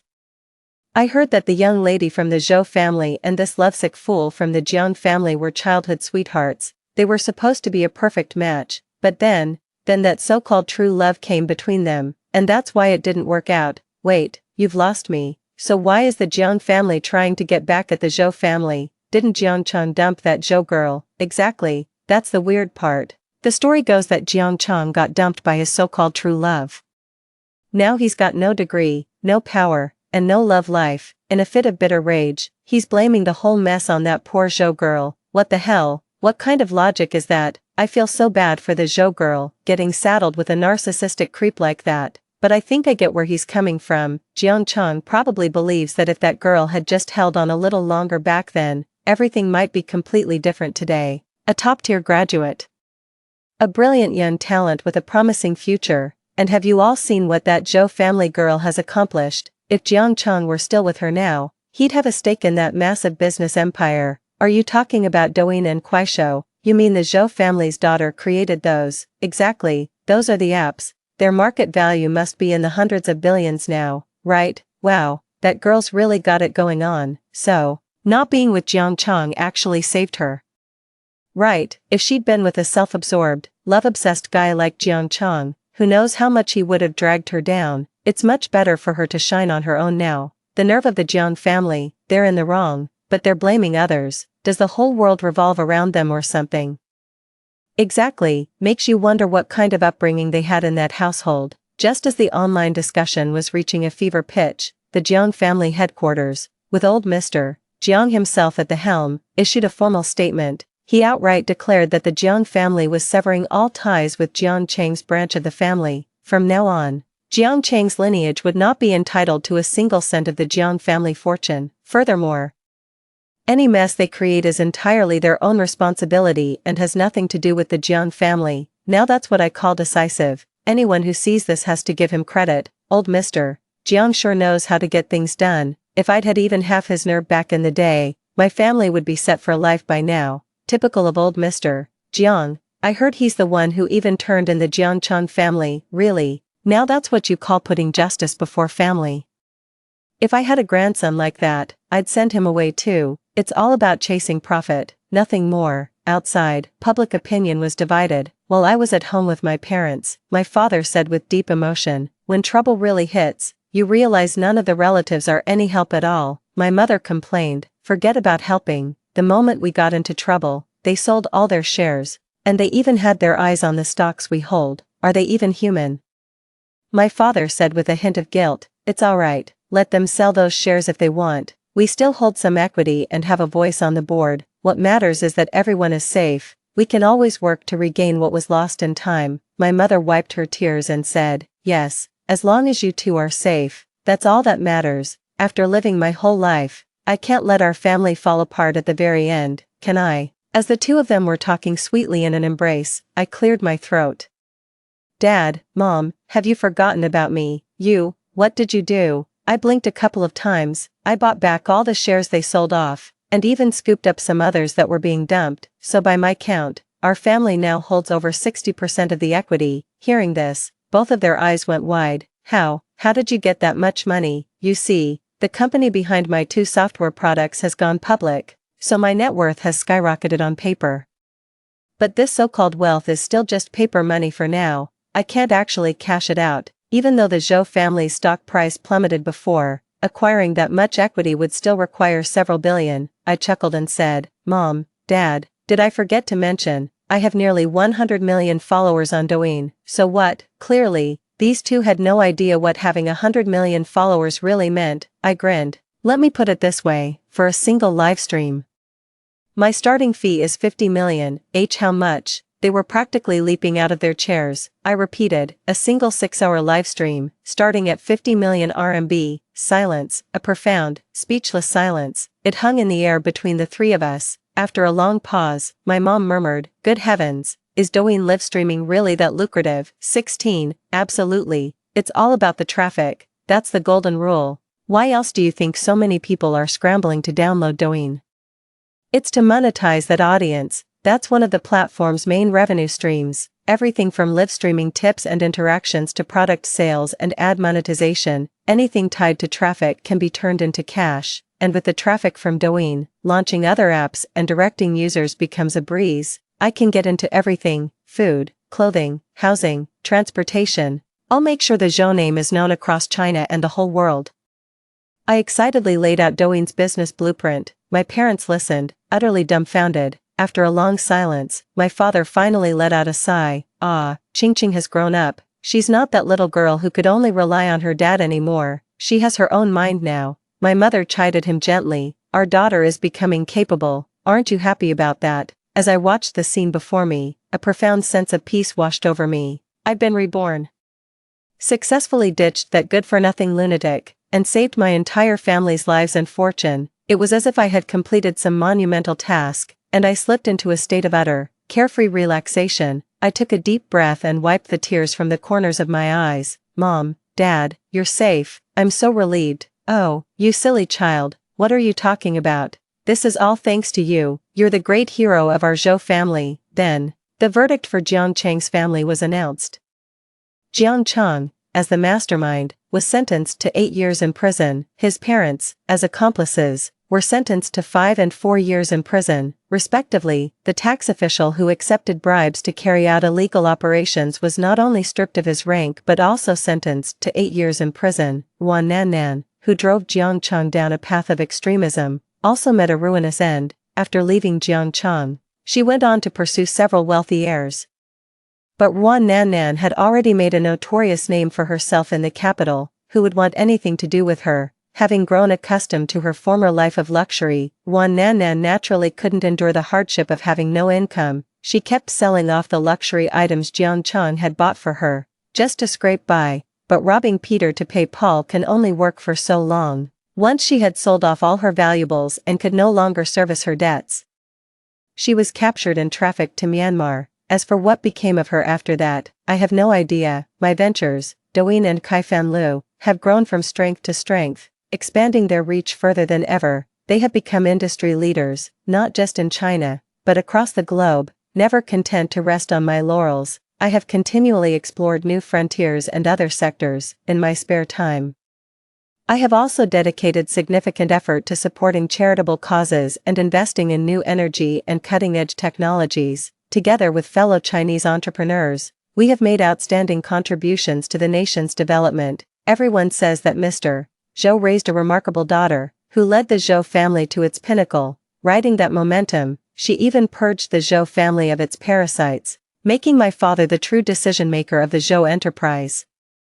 With my wealth and influence, I naturally became the most sought-after marriage prospect for every eligible bachelor among Beijing's elite families. But having learned my lesson from a past life, I've long understood that it's better to shine on my own than to play a supporting role in someone else's story. I have my own career to focus on. Why should I be bothered with other people's family affairs? So, I simply went abroad, selected excellent genetic material, and gave birth to a pair of mixed-race twin babies. I then invested a tremendous amount of energy and money into them, making it abundantly clear I was grooming them as my successors. Seeing my resolute stance, even to the point of producing heirs, the other prominent families backed off. Naturally, my parents respected my opinion. After all, based on past events, my choices had proven far better than theirs. By the time Jiang Chang and his family were released from prison, I had already become someone far beyond their reach. I heard that the moment Jiang Chang got out of prison, he saw news about me. On the TV in the store was me, having just received the Youth Award, delivering my acceptance speech. With my impeccable style, radiant confidence, and utterly transcendent presence, I am completely out of Jiang Chang's league.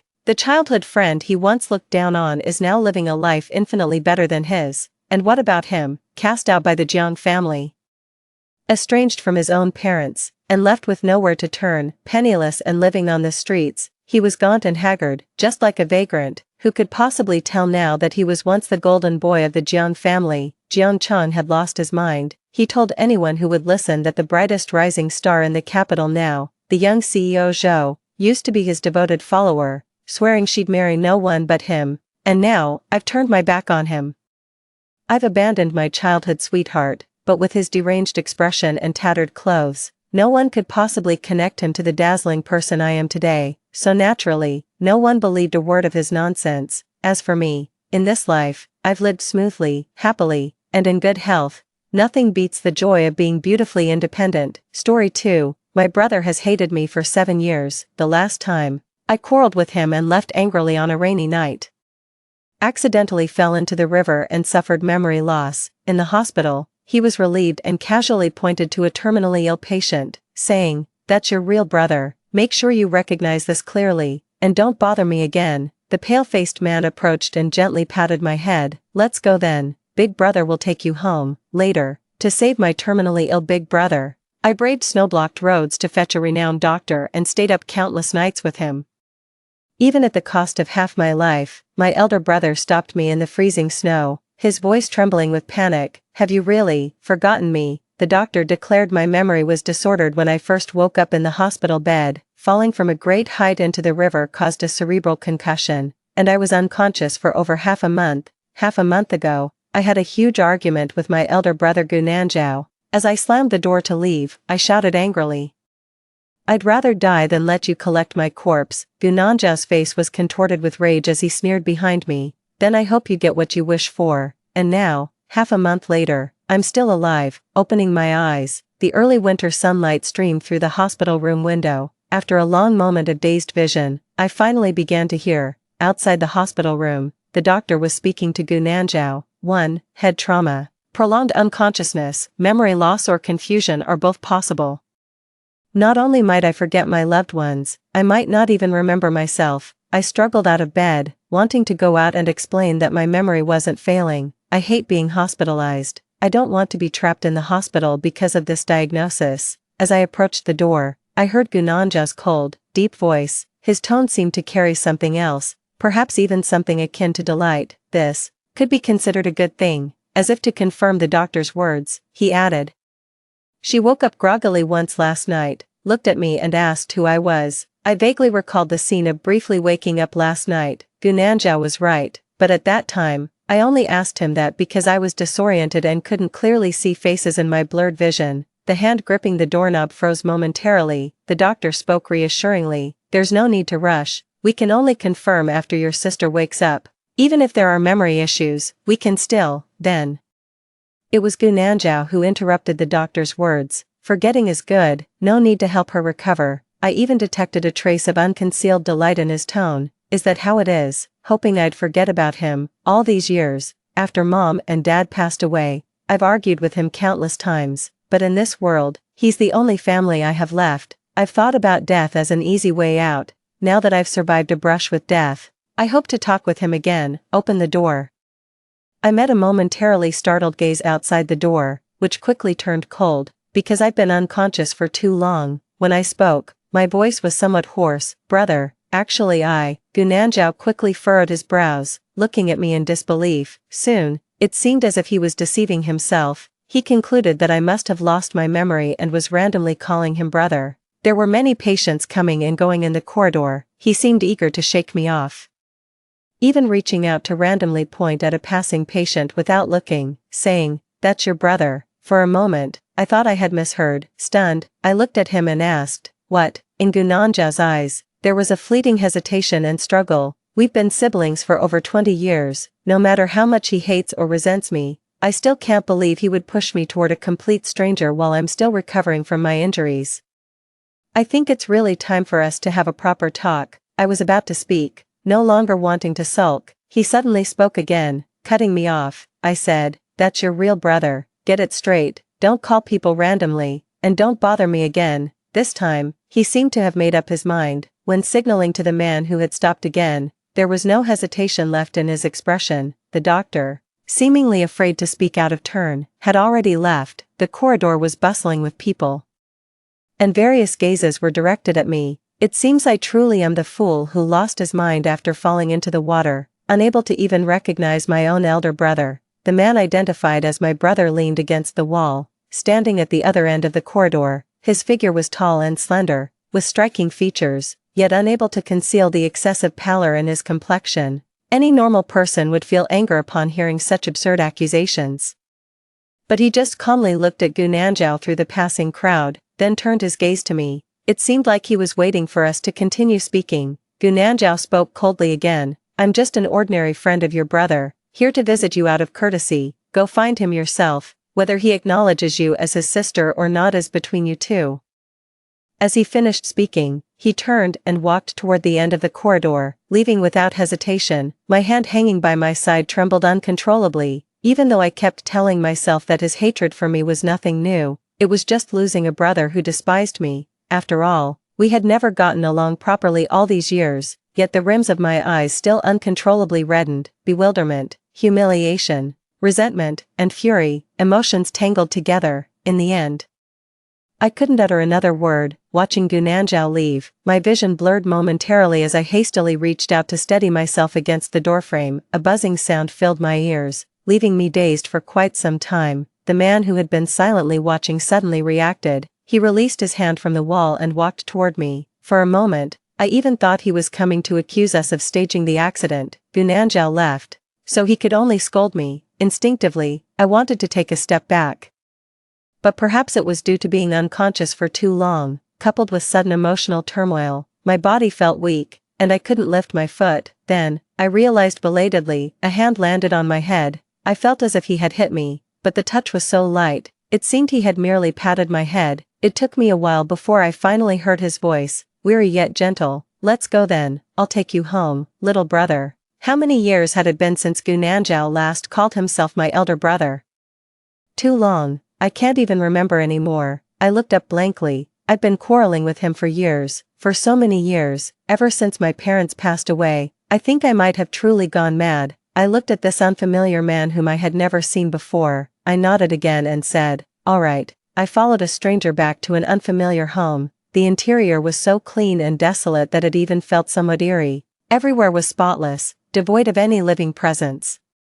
Like the man's excessively pale and lifeless face, many years ago, I might have been afraid, too, but now, life and death no longer matter to me. There is nothing left for me to fear. I look around, then I glance at the coffee table, where several small white medicine bottles are placed. Those bottles are very familiar to me. They contain the same medicine I used to hoard. It's a pity doctors are always so cautious. No matter what excuses I make, like insomnia or stress, they're never willing to give me a couple extra pills. I've been saving for nearly half a year, and only managed to accumulate a little over 10 tablets. I stare at those medicine bottles. Somewhat amusingly, I actually felt an instinctive envy. That amount would be enough to die. Beside the medicine bottle lay a photograph, somewhat peculiar, roughly 12 inches in size, in black and white. The man in the photo looks at the camera, calm and expressionless.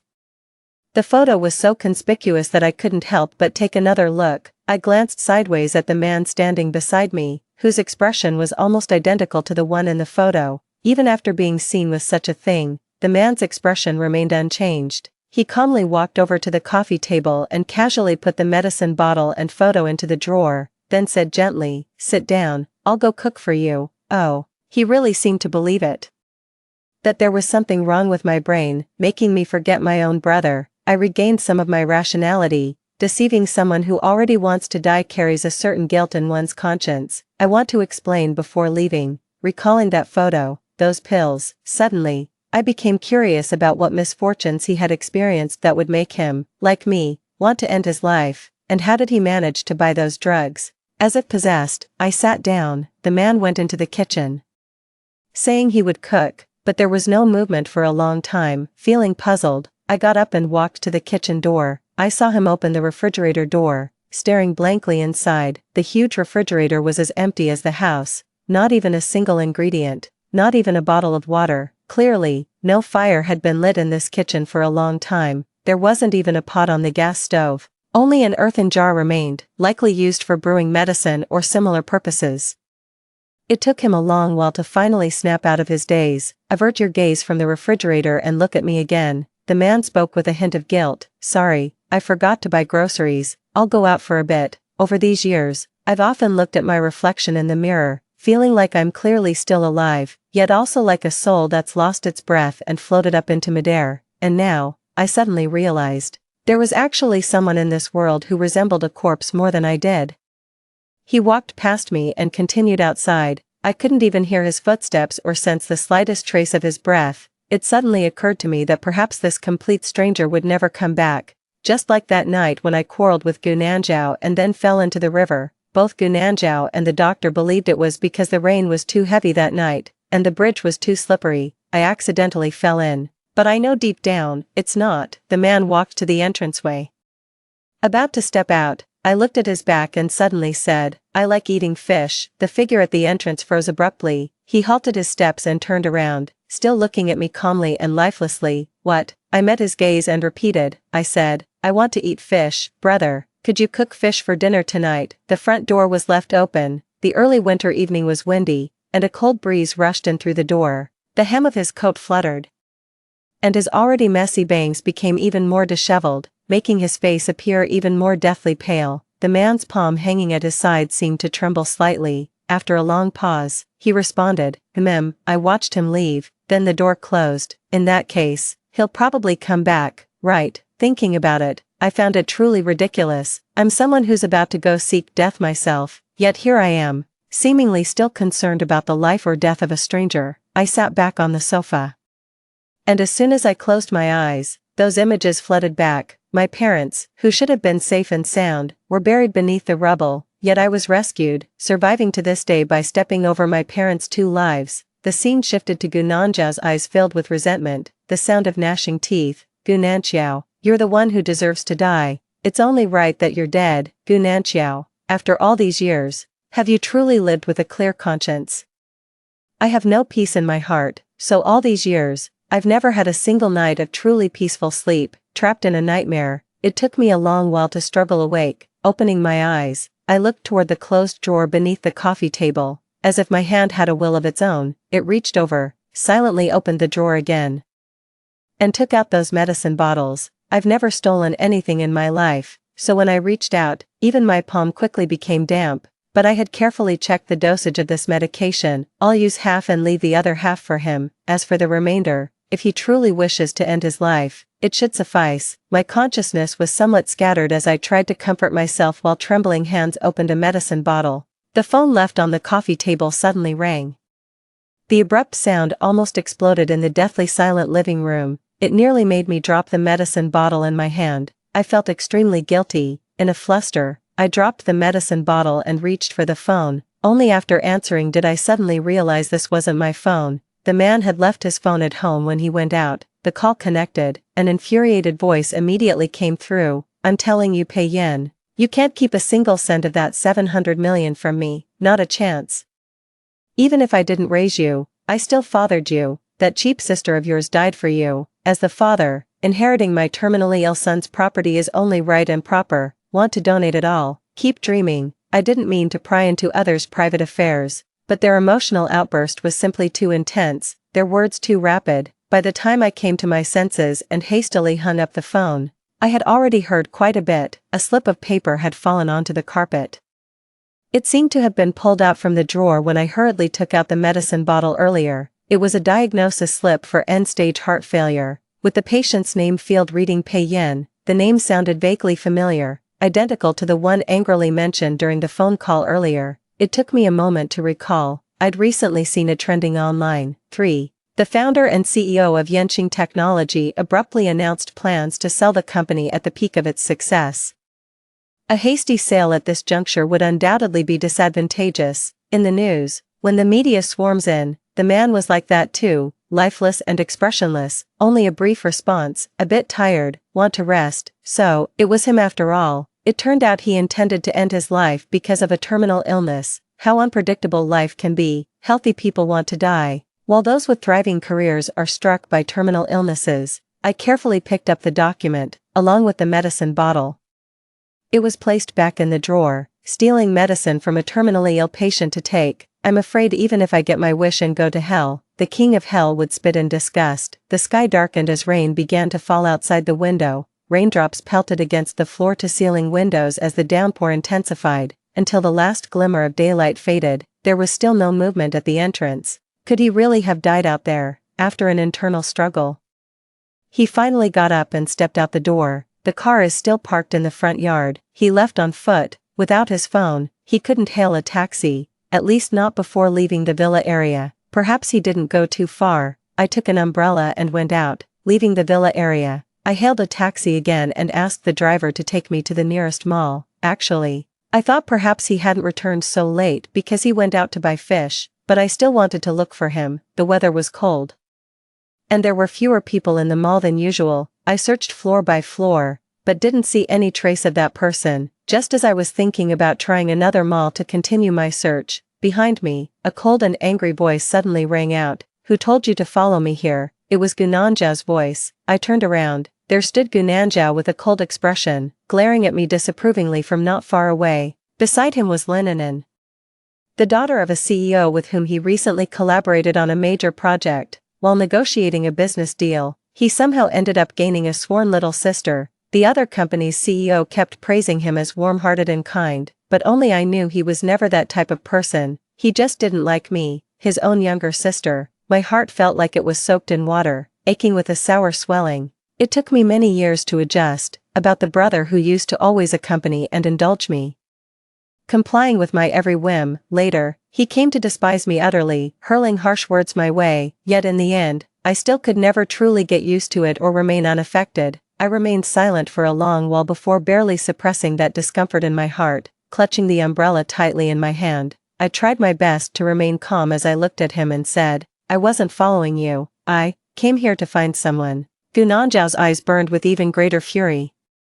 "A place you'd never come before. If not following me, who else could you possibly be looking for?" As soon as he finished speaking, behind him, I saw that familiar figure. To be honest, I still couldn't quite recall the face of that man named Pei Yan, but it would be hard to find another person whose face could be so pale and lifeless. He stood there, at a distance neither too far nor too close. He didn't come any closer, still looking at me calmly. It seemed he quite liked it this way.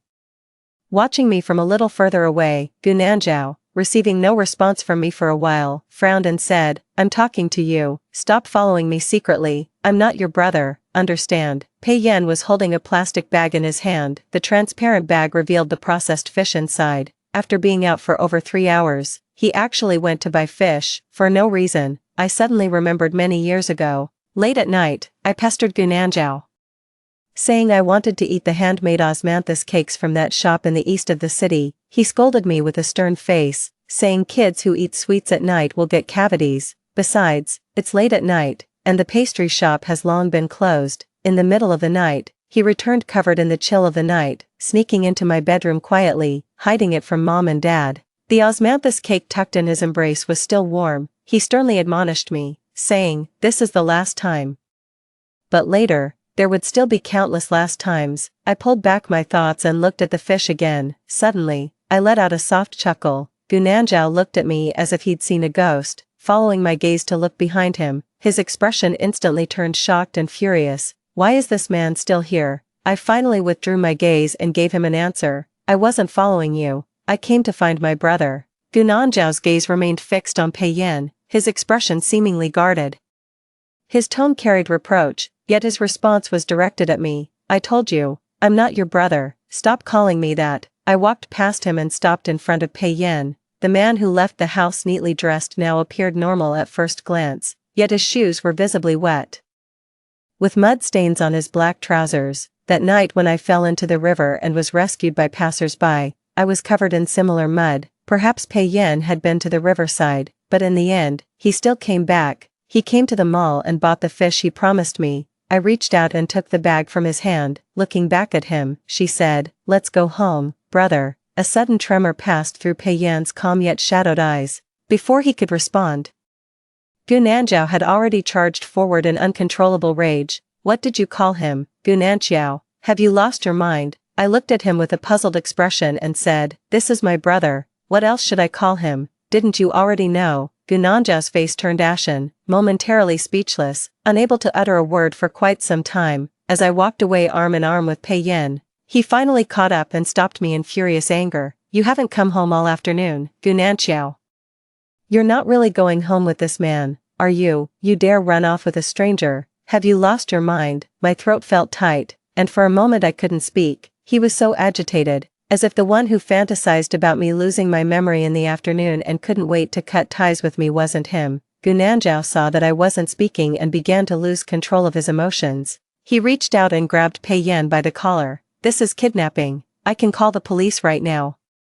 Pei Yan still didn't move. He calmly met Gu Nanzhao's gaze and, after a moment, only replied, "She's an adult." Gu Nanzhao grew even more furious, his palm tightening. I was terrified that Pei Yan would be pushed down by him. The man's face was deathly pale, as if even a gust of wind could make him collapse the next moment. I angrily shoved Gu Nanzhao. "Let go." More and more people were looking over curiously. Gu Nanzhao had always been a respectable man. After a long stalemate, he finally released his grip with resentment. He stared at Pei Yan and let out a cold laugh. "She said you're her brother. Fine, even if I just ask once. Do you even know her name, Gu Nanzhao?" I immediately responded, "For." Bunanjiao was nearly hopping mad. I was asking him, who told you to answer, Bunanjiao, just keep pretending, you know perfectly well he doesn't even know your name, I said calmly. You should get your head examined. Pei Yan and I left. Behind us came Gunanjiao's angry, mocking laugh. Did you think pretending to lose your memory could really erase the fact that you killed our parents, letting you go on living selfishly without a care?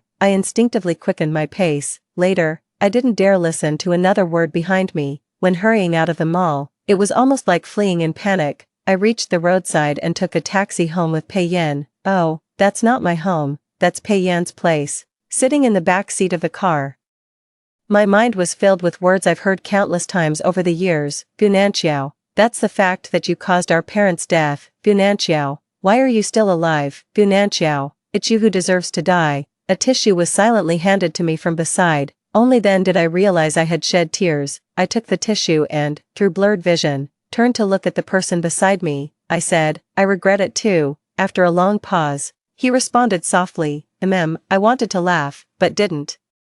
He doesn't even understand. Why is he saying He is merely a stranger who has never met me before, yet tears refused to obey. Hearing that it felt as if Gunanjiao was truly responding to me. After 7 years, he was finally willing to properly listen to a single word I said. I wiped my eyes haphazardly, tears soaking through the thin tissue. The person beside me stayed silent. Handing over another one, he didn't ask why I was crying, didn't ask if I'd remembered something, didn't ask whether I truly remembered or not. He didn't ask anything, just remained silent, until I cried myself to exhaustion, leaned back against the seat, and fell into a deep sleep. In the dream, Mom gently touched my head and said, Xiao Qiao, don't cry, Mom will help you beat up your brother. Okay. I was a premature baby, weighing less than 2 kilograms at birth. Before I was even a month old, I nearly died in the incubator. My parents were heartbroken for me, from the moment I was born.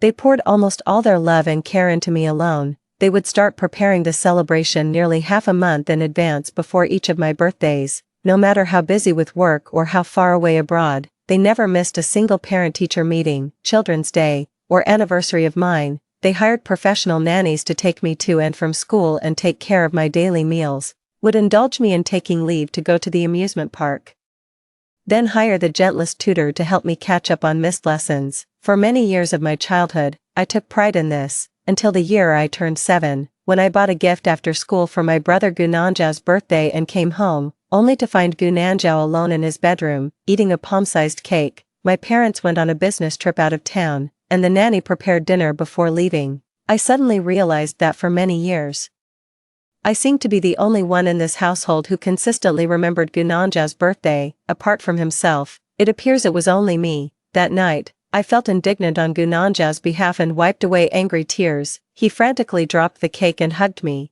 coaxing me by saying, It's okay, big brother. Just like Mom and Dad, big brother only cares that little sister is healthy. That's all that matters. He didn't just say it, he meant it, ever since I can remember.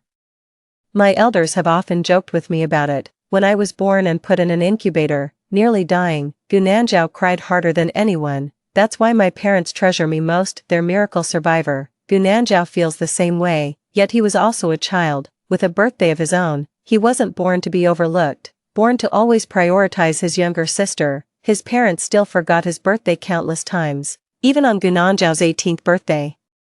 They remained indifferent as if nothing was amiss. After driving Gunanjiao off to cram school early in the morning, I had to rush off for a business trip out of town. Coincidentally, I was on vacation at home. Mom didn't trust me alone, so she packed my luggage and insisted I come along. Furious, I shouted angrily, I won't go, I hate you all, and I never want to go anywhere with you again. Mom's eyes turned red with sorrow. Dad had no choice but to ask the nanny to take good care of me before leaving with Mom. I stayed alone in the bedroom, preparing for Gunanjiao's coming-of-age ceremony. Using my New Year's money, I booked the banquet venue in advance. He created a group chat again, inviting me along with his friends and classmates. I think parents and elders don't care about my brother, but I do. In the evening, I sent a message in the group chat, just as I was about to call Gunanjiao to ask him to go to the hotel for a surprise. Inside the house, a faint tremor suddenly began, then the chandelier on the ceiling abruptly fell, striking my head. My vision blurred into a hazy crimson, and I can scarcely recall what happened next. I collapsed to the ground, panicked and desperate to escape, yet too weak to rise. Then came my parents as if descending from the heavens. They might have entered through the bedroom door, or perhaps the window. Beneath the collapsing roof, they held me tight. The nanny fled alone in the critical moment. My brother, in the same cram school that also experienced the earthquake, was trapped under the rubble. In the endless darkness around me, amidst the growing drowsiness, listening to my parents' anxious, exhausted, and persistent voices, "Be good, Xiao Qiao, don't fall asleep." That year, on your brother's 3rd birthday, he pestered our parents to go out and play. Mom accidentally took a fall, and after a week of bed rest to prevent miscarriage, you were still born prematurely. All these years, it's not that Mom and Dad forgot your brother's birthday, it's his guilt. He feels that celebrating his birthday is even more painful than not celebrating it at all. Be good, Xiao Qiao, don't fall asleep, don't fall asleep. I don't remember what time I was rescued. My parents' voices still echoed in my ears, but only their bodies were recovered. I couldn't believe it and asked the rescuers, but I just heard their voices. The rescuers told me it was a recording. 5, liar, they left first, recorded the sound with a phone, telling me not to sleep, because I said I hated them. They were so heartbroken they didn't eat or drink all day, said they'd go out of town, but never did, come back to save me when the earthquake strikes again. Hungry, thirsty, and exhausted, they didn't survive the night. My life suddenly became a complete mess. No one ever mentioned that 18th birthday surprise I prepared for Gu Nanzhao again. Gu Nanzhao was rescued from the ruins of the cram school. My always gentlest brother confronted me with grief and anger for the first time. Weren't Mom and Dad taking you on a business trip? Why did you stay home? Why are you always so disobedient? Is it because you're throwing a tantrum to go to the amusement park again? I stared at his ferocious, nearly torn apart face. Suddenly I felt some truths didn't need to be spoken anymore. When it comes to my parents' death, my suffering and guilt alone are enough. Gu Nanzhao doesn't need to know it's related to him. In the end, his eyes turned bloodshot with rage. For the first time, he cursed at me. Gu Nanzhao, you're utterly despicable. Even later, when a mutual friend, despite my protests, revealed that I had been preparing a birthday celebration for him that day, but Gu Nanzhao didn't believe it. He sneered mockingly at me. Gu Nanzhao, is the truth that your willfulness caused your parents' death really so hard for you to admit? After that, he never again spoke a single kind word to me. Once again, I was trapped in a nightmare, shivering all over, yet drenched in cold sweat, until someone beside me called softly, "Wake up, wake up." The person gently nudged my arm. The gentle voice sounded just like my parents coaxing in the dream. "Don't fall asleep." I jolted awake from the dream, gasping heavily with huffing breaths. It took a while for my vision to clear. The taxi had already stopped outside the villa area. Pei Yan turned his head, looking at me with some concern. He grabbed a tissue. After a moment's hesitation, he wiped the sweat from my forehead, then asked me, "You look pale. Are you carsick?" I tilted my head to look at him, remaining silent for a while, perhaps because I'd just woken up. His face appeared alternately clear and blurry to me, vaguely. It seemed as if Gu Nanzhao came into view again. Pei Yan let out a soft sigh, then took out the wallet to pay the fare, pushed open the car door, and helped me out. "It's not far now, let's walk back." "Okay." I still remained silent and followed him out of the car. The night grew deeper, and a heavy rain had already ceased. Standing by the unfamiliar roadside, I shrank my neck as the wind blew against my face. Suddenly, there was a moment of daze, unsure of what year or month it was now. "I don't know why I came here." Pei Yan also seemed at a loss for words. He stood with me for a while, then looked at the 2 umbrellas still in my hands before asking, "Did you go out of your way to bring me an umbrella?" I stared at him for a long time. After a long while, I finally nodded. "Right, you didn't drive, and you didn't bring your phone either." I couldn't tell if it was the street light playing tricks or my blurred vision creating an illusion. I sighed. I noticed Pei Yan's expression falter slightly, and for a fleeting moment, his eyes seemed to redden. Actually, I wasn't just going to bring him an umbrella. I thought he might have died out there, but saying such things out loud doesn't sound good after all. I followed Pei Yan as we walked into the villa area. I hadn't gone far before feeling too exhausted to continue. That familiar palpitation, mixed with a headache, wave after wave came crashing over me. My therapist told me it's completely normal for depression patients to experience such situations. When you suddenly feel uncomfortable, find a comfortable place to rest for a while. Find 1 or 2 close friends or relatives to accompany you and listen to your thoughts. but I lost the friends or relatives who were willing to listen to me long ago. My brother Gu Nanzhao hates me, he took over the family business 7 years ago.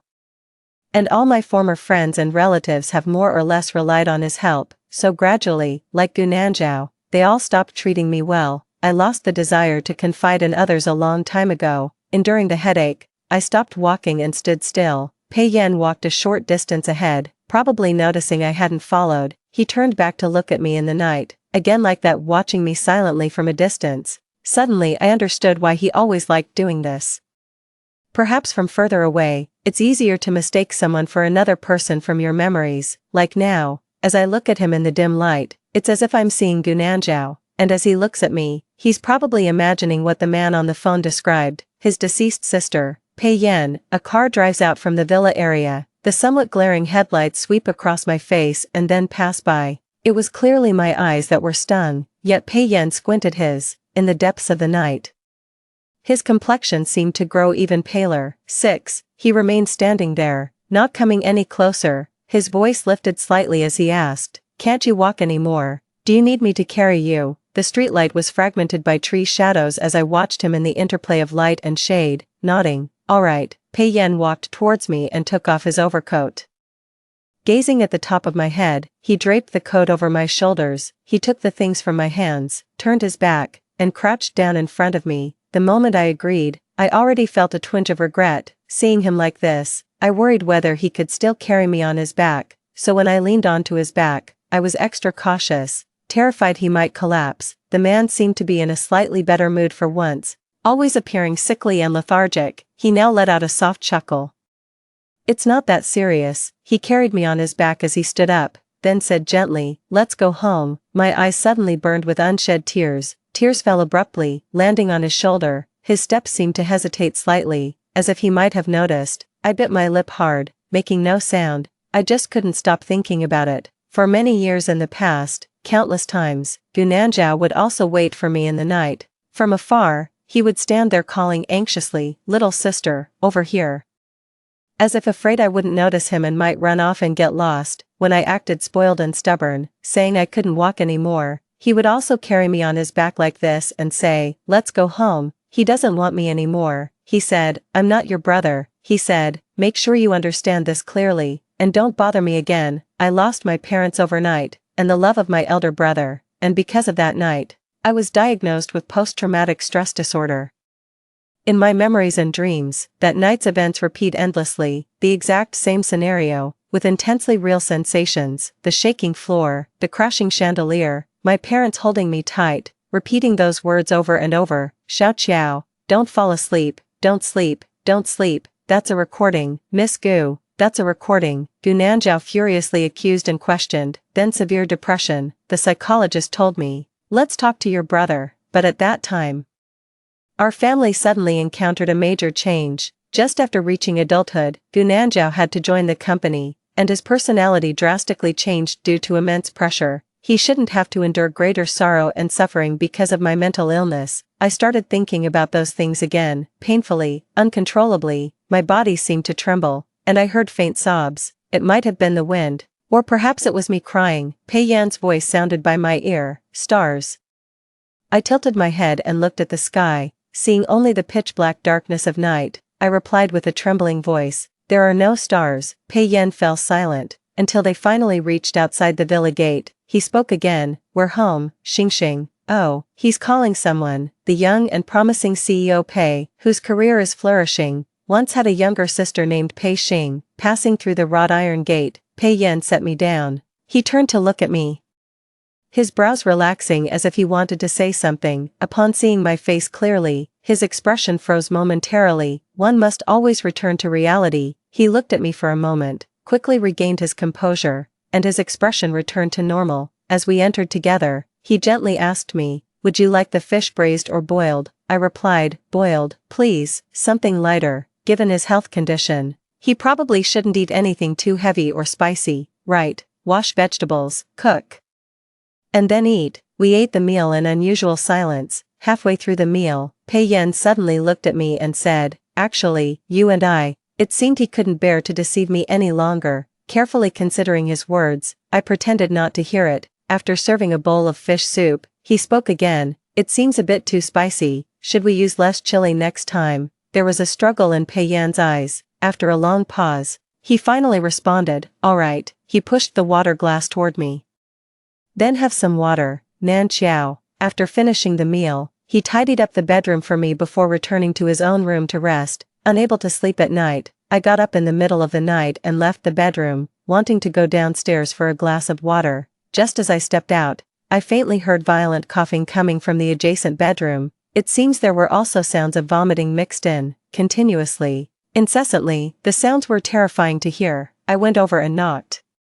But there was no response, only violent coughing and retching. I tried to open the door, and it wasn't locked. The door opened, and by the moonlight, I saw the man sitting on the sofa. A strong smell of smoke and alcohol hit me as his back was hunched in the dim light, bending over the trash can at his feet, one hand gripping the sofa. His arm was trembling violently. I didn't turn on the light and walked over. The pale moonlight faintly illuminated the bloodstains on the carpet by his feet. In the late stages of heart failure, one may cough up blood. Smoking and drinking like this is practically suicidal. Those few white medicine bottles containing sleep aids were thrown in front of him, mixed with cigarettes and alcohol. One medicine bottle was opened, and all the pills spilled onto the coffee table. Perhaps he opened the bottle intending to take the medicine but then lost his grip. Hearing footsteps, he looked up at me, in a flustered hurry. He pulled open the drawer and haphazardly stuffed the medicine bottles and pills inside. 7. He also wanted to hide the cigarettes and alcohol, but probably realized I had already seen them. With blood still smeared at the corner of his mouth, he looked at me with dazed eyes, his expression full of agony. I'm sorry, Big Brother shouldn't have acted this way. I sat silently beside him and asked, do you really want to die? For a moment, I couldn't tell if I was asking him or asking that question to myself, who had wanted to end my life countless times. Do you really want to die that much? Is it really impossible to try living on? Pei Yan looked at me blankly. After a long pause, he finally replied self-deceptively, it's just because I have a terminal illness. Under the moonlight, I gazed at his face. What if heart failure could be treated by finding a compatible heart for transplant? Pei Yan's face trembled, but he didn't respond to me. After a long silence, I continued, hey, should we try to keep living in this world, we who are no longer noticed by anyone, rather than dying silently? How about trying to live on? At least every Qingming festival, we can personally offer a stick of incense to the family members we've let down. At the very least, the family members who left because of us clearly wished for us to live well. Pei Yan's face trembled more and more violently. Raising his hands, he covered his face with both palms. His voice was filled with agony. I've long lost the face to keep living. That year, she took her own life while gravely ill to spare me from paying exorbitant medical fees. So all these years, I'd been working desperately to earn money. But it's no use now. It's no use anymore. In the night, his voice gradually turned into sobs. I whispered softly, so, only death would truly make me unworthy of them. I told him, and I told myself. The clock struck midnight, and the faint light of dawn began to appear outside the window. After a long while, Pei Yan finally released his grip, looking at me with a sorrowful expression as he said, so you really... He didn't continue, but I understood what he meant. He knew it. I was indeed pretending, feigning that I had mistaken him for my brother. The answer is self-evident. I didn't answer, just stared into his eyes. How about we try to find a compatible heart for you? Pei Yan's expression was pained and confused. Why are you helping me? I responded, because if you can, keep holding on to life, then I, too, want to try living on, just as my parents risked their lives and hoped for.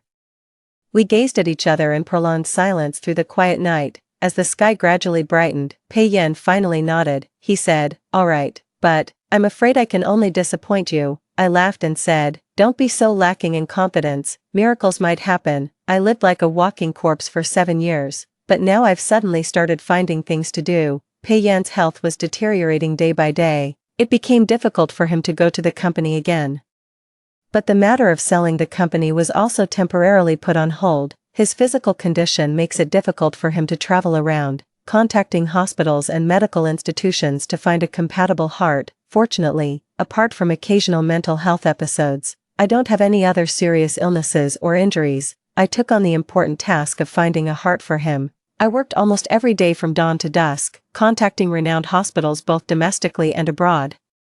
To gain the hospital's attention, I donated some more money to them. Pei Yan and I weren't living lavishly, but fortunately, we were both relatively well off. Before my parents passed away, they left me a will with 100 million in savings and 30% of the company's shares. On minor New Year's Day, I was in the kitchen preparing the New Year's Eve dinner with Pei Yan, suddenly received a phone call from Norway. When I answered the phone, Pei Yan was washing vegetables by the sink. His health was deteriorating, and he could barely muster the strength to cook anymore, but he had already dismissed the previous housekeeper. He felt bad about leaving me to cook alone, so he insisted on helping out. Listening to the voice on the other end of the phone, I met Pei Yan's gaze as he turned from the sink. Perhaps we spent a considerable amount of money, or perhaps luck suddenly began to favor us. I clearly heard the intense pounding of my own heartbeat. The only thing that could make one feel anticipation and excitement wasn't just death, there was also new life, a new life for oneself, or one fought for others. I dropped my phone, overwhelmed with joy, and threw myself at him in an emotional outburst, hugging him tightly. Found it, Pei Yan, I found it. The man staggered slightly. He reached out, braced against the refrigerator behind him, then embraced me in return. He chuckled, his voice trembling with excitement just like mine. Thank you.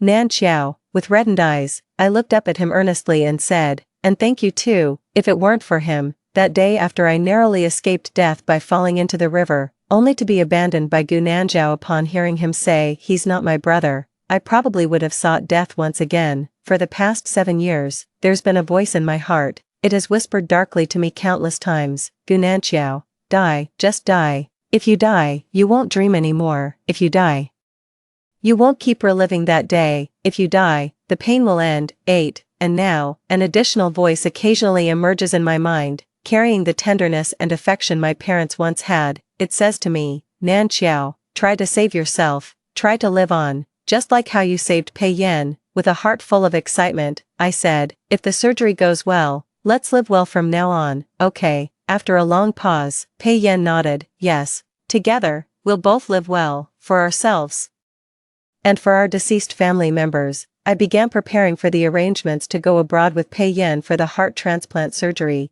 We agreed that if the surgery went smoothly, we'd consider settling there for some years. Gu Nanzhao no longer acknowledges me as his sister. There's probably nothing left tying me to this country anymore. I want to try living in a different place, hoping to no longer be haunted by nightmares every night, no longer endlessly contemplating suicide.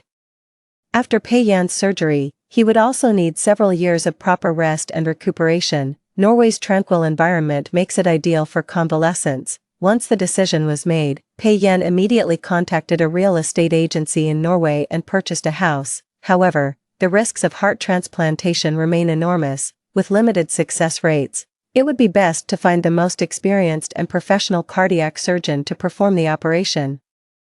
Internationally renowned in this field is a Chinese-American professor surnamed Wei. I managed to inquire and finally learned that Professor Wei would be returning to the country by the end of the year. Went to a remote mountain village in Jiangqing to spend the new year with my elderly mother who refused to leave her hometown, only staying for a few days. I couldn't reach him, so after much deliberation, I decided to try making the trip in person. When asking for a favor, speaking face-to-face shows more sincerity. Jiangqing had been experiencing heavy snowfall for several consecutive days. Pei Yan didn't feel comfortable letting me go alone, but couldn't stop me either. In the end, we both compromised. I booked 2 plane tickets, and he agreed to accompany me. The plane landed in Jiangqing, then we transferred to a bus heading to the township. After arriving in the small town, the road to Professor Wei's village was closed due to heavy snow and ice.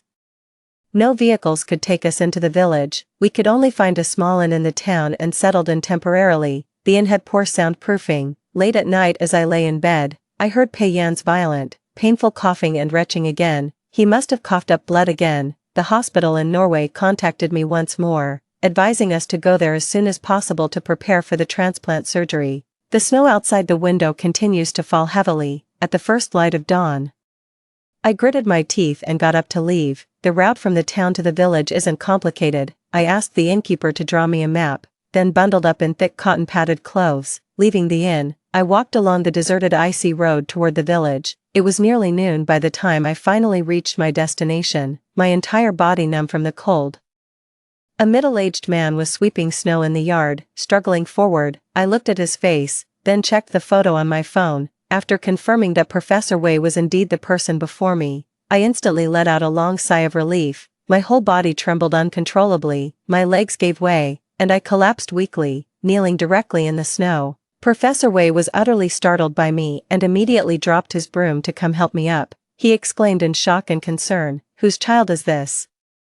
Frozen to such a state, before I could speak, several more people emerged from the room. I recognized two familiar faces and froze momentarily. It was Gunanjiao and Linanen, the daughter of his business partner. As Linanen walked out, she called out to Professor Wei, "Uncle, who is it?" Gunanjiao emerged from behind her with a reproachful expression. "Put your clothes on properly, don't catch a cold." Strangely enough, ever since Gunanjiao said he wasn't my brother, I never went to see him again, yet somehow, I always inexplicably run into him. Gunanjiao looked at me collapsed on the ground, his eyes filled with fury. He strode through the snow with a livid expression. "Gunanjiao, have you lost your mind? I told you I'm not your brother. How dare you secretly follow me through this blizzard and frozen wilderness?" Can't blame him for misunderstanding. Coming to such a remote mountain hollow, if I said it was coincidence, it would indeed be hard to believe. Professor Wei said urgently, "Don't talk about that now, Nanjiao. Quickly take off your jacket and wrap it around this young girl." Gunanjiao scowled as he reluctantly took off his coat and haphazardly draped it over me. His voice was laced with anger. "Come inside with me." As he spoke, he grabbed my arm firmly and pulled me toward the interior. I shivered for a long time before finally mustering the strength to get up. Then I reached out, laboriously pushed his hand away, and said, "I'm not here for you, Professor Wei. I came specifically to see you." As I spoke, I carefully took out the document folder I had tucked inside my clothes. Inside were Pei Yan's medical records. I explained my purpose, then pleaded with reddened eyes, "Please help us. The heart transplant surgery is simply too risky. We only have this one chance at life." Gunanjiao looked at me in disbelief. After a long while, he opened his mouth several times but couldn't utter a word. He probably couldn't comprehend how I could go to such lengths for a complete stranger. After a while, even a trace of fear seemed to surface in his expression. He stared fixedly at my face. "Gunanjiao, you wouldn't really." Professor Wei's phone rang. He tossed out a "let's talk inside first" before answering the call and walking in. I was terrified that once he went inside, I wouldn't be able to see him again. In a flustered panic, I tried to push Gunanjiao away so I could chase after him. Gunanjiao forcefully grabbed me, his expression furious. "Have you truly lost your mind? That's just a stranger, and the roads within 10 kilometers around this village are all closed. You're risking half your life just to find a doctor for that man." I desperately pushed his hand away, watching Professor Wei walk in and disappear from sight. Linanen followed suit and entered as well. My eyes reddened with a mix of anger and anxiety, and in the heat of the moment, I blurted out, "That's not a stranger, Mr. Gu, you're the stranger to me." Gunanjiao's eyes turned bloodshot, finally unable to endure any longer. "That person isn't your brother at all. Our names differ by just one character, Gunanjiao. Don't you understand?" The force in his palm was too strong. No matter what I do, I can't break free. Finally giving up the futile struggle, I looked at him with some amusement. "Understand what? I should have known. Didn't you already tell me clearly, word by word?" Gunanjiao's expression froze, his thin lips trembling. "It's not like that, it's not." I wanted to say something more. In the corner of my eye, I suddenly saw that familiar figure behind him. That usually pale face now seemed to have lost its last trace of color. It was Pei Yan. He had actually come looking for me. The man was covered in snow from his long journey, his face etched with anxiety and exhaustion. When he saw me, his pale face relaxed with relief. Noticing Gunanjiao again, he seemed momentarily dazed before slowly lowering his gaze, gentle, desolate, uneasy. In my daze, I suddenly seemed to see Gunanjiao in his teens, hiding alone in his bedroom, quietly eating cake by himself. It's been too many years since I last saw that gentle side of Gunanjiao. Pei Yan's lowered gaze fell upon the snow-covered ground. He stood there for a while, lost in thought. He didn't call out to me, nor did he take another step. Gunanjiao said with a trembling voice, "Enough, this game ends here. You'll stay with me here first. When the snow melts, I'll take you back." "Understood." Pei Yan's hand hanging at his side, blue from the cold, suddenly trembled. He finally reacted. With stiff and slow movements, he turned around and laboriously walked back the way he came. It felt like needles piercing my heart. The pain was excruciating. Overwhelmed with anxiety, I cried out in panic, "Brother!" I'm not Pei Yan's sister, but I knew very well that this form of address would soften his heart the most. With his current physical condition, it was already a struggle for him to make it this far. If he had to go back the same way, something bad would definitely happen. Pei Yan abruptly halted his steps, but his stiffened back remained turned away. Gu Nanzhao was thunderstruck, his eyes wide with fury as he glared at me. "Gu Nanzhao, what did you call him? Look clearly, look carefully. I'm your real brother." That frozen silhouette soon struggled to lift its feet again, trudging back along the path it came. I fought desperately to push Gu Nanzhao away. "Let go, release me." Gu Nanzhao's eyes turned red, suddenly letting out a cold, reckless laugh. "Do you think a stranger would take you back for no reason? I've checked. He lost a sister years ago. She died when she was just a teenager." The figure in the distance abruptly stopped again, in the sudden gust of cold wind. The man stumbled awkwardly and fell heavily to the ground. In an instant, there was no more sound. My eyes turned red with rage as I cried out in terror, get away from me, let me go." I was already so close to saving him. I clearly heard him say he was willing to live on, and we found a compatible heart. Tears uncontrollably streamed down my face, unable to break free from that iron-like grip. My body slid down as I knelt on the ground in despair. "Please, let me go. I need to save him." Gu Nanzhao clutched my hand desperately, yet it was as if he had seen something too terrifying. His face turned pale as he took a step back. He murmured in disbelief, "How could this be? How is this possible? Have you truly forgotten?" The man's face gradually paled before he suddenly crouched down, cupped my face, and drew close to me. "Brother is here, Xiao Qiao. What are you doing? Look at me, look carefully. I am your brother." In the corner of my vision, Pei Yan lay silently collapsed on the ground. I shook my head in fear. "You're not." Huge fear gradually surfaced in Gu Nanzhao's eyes. Xiao Qiao, I'm your brother. Have you really forgotten me?" I couldn't push him away. Gradually losing the strength to struggle, tears streamed down, yet she suddenly burst into laughter. "What kind of brother is this, Mr. Gu? You're my brother's friend. What's wrong? Have you forgotten? You also fell into the river. Are you having memory problems?" Gu Nanzhao clutched my face desperately, forcing me to look at him. His hands were trembling more and more violently. His eyes were bloodshot, filled with confusion. "Impossible, I won't believe it." Gradually, I began to lose the sound of his voice. In my vision, only that person lying in the snowstorm remained. Just days ago, he was gently telling me, "Let's both live well together," until Professor Wei, having finished the phone call, finally stepped out. His words, "Why haven't you come in yet?" barely left his lips. 10. Seeing the scene in the snow, he immediately shouted angrily, "What's going on here? Hurry up and save them. How can you joke about human lives?" All I could hear was a violent ringing in my ears, my vision blurred. Professor Wei quickly checked Pei Yan's condition, then with great effort helped him up and took him inside. As he passed by me and Gu Nanzhao was still gripping me tightly, unwilling to let go, angrily shouting, "First figure out who your real brother is, then we'll talk about saving him." Professor Wei couldn't free his hands, his face darkened with anger, and in frustration he simply kicked Gu Nanzhao hard. "Nonsense, human lives are at stake. If you want to make trouble, at least pick the right time." Gu Nanzhao wasn't prepared for someone to strike, losing his balance and staggering sideways, momentarily releasing his grip on me. I immediately scrambled to my feet in panic, stumbling after Professor Wei as he rushed inside. I saw Pei Yan's face had already turned ashen, even his lips taking on a deathly bluish-gray hue. My hands trembled as I reached out, trying to feel his breath.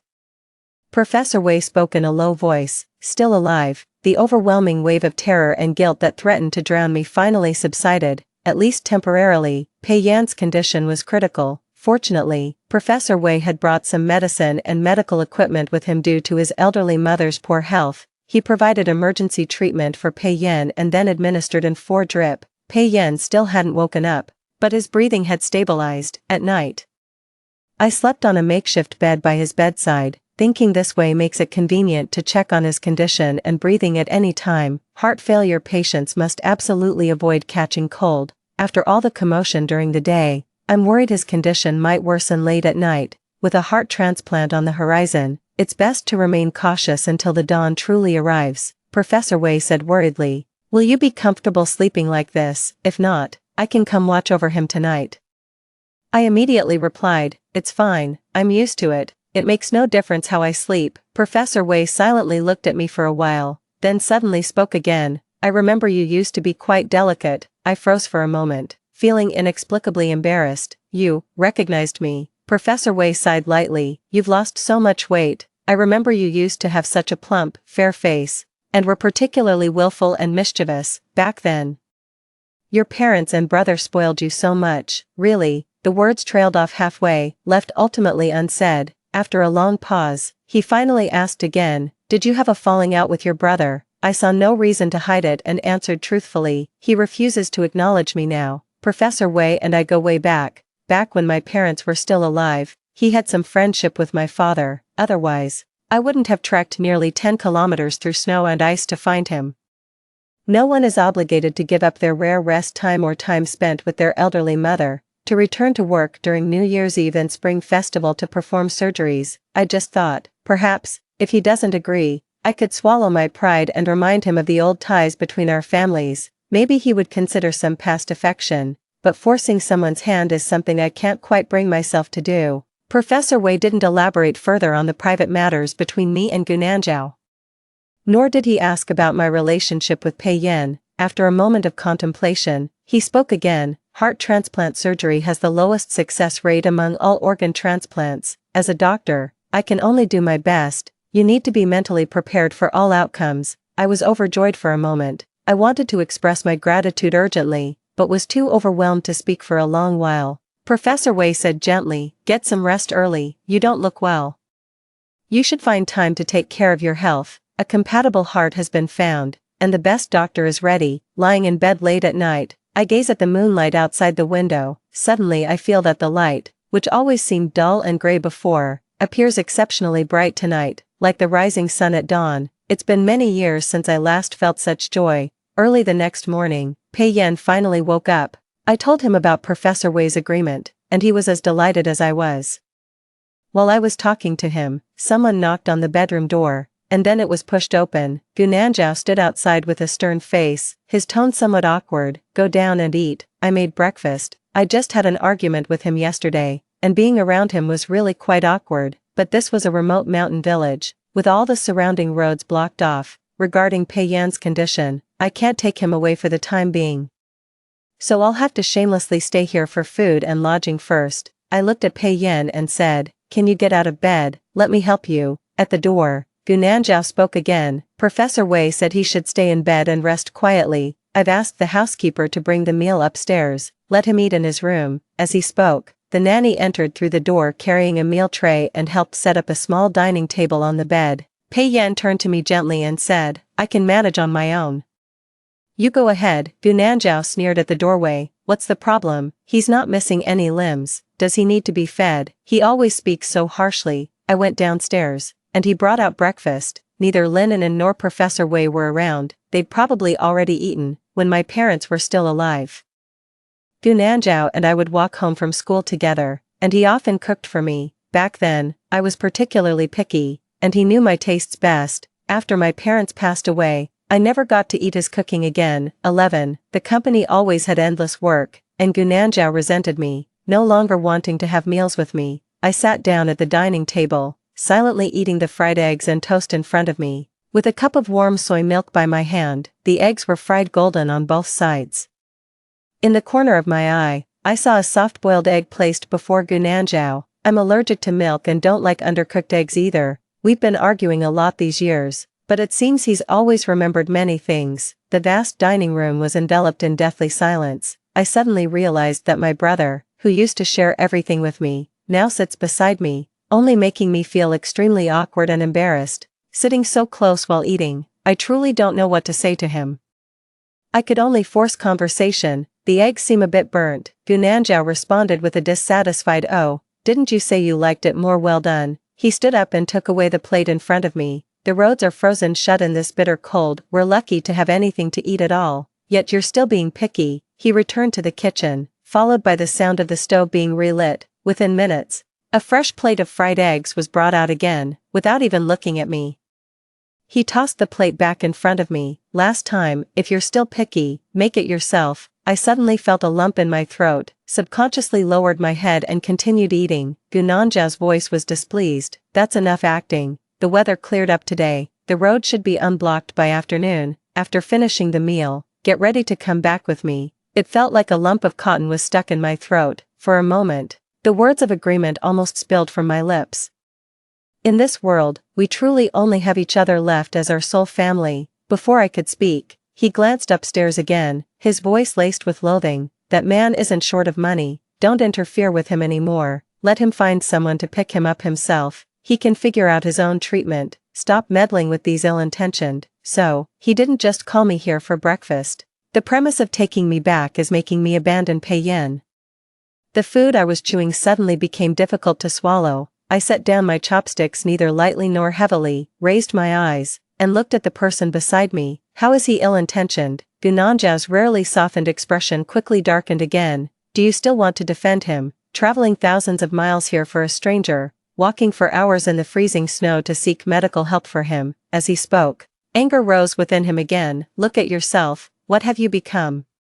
Did you care this much even when our parents passed away? The knife that had been stabbing my heart for 7 years suddenly felt like someone grabbed its handle again, twisting the blade inside my chest. I abruptly stood up, letting out a cold, bitter laugh. Emotions finally burst through the dam. I no longer wished to pretend with him. What do I look like now? Gunanjao, you were the one who told me he's my brother. Who told me to stop bothering you and to go with him, still not satisfied. So what do you expect? What should I be like, and what should he be like? Didn't everything go as he wished? Gunanjao's thin lips trembled. After a fleeting trace of guilt flashed in his eyes, it quickly turned into raging anger. You were indeed pretending. I stopped avoiding and met his gaze directly. Yes, I was pretending. But you were the one who told me to get lost first. For 7 years you were unhappy with me clinging to the Gu family, and now you're unhappy that I've left.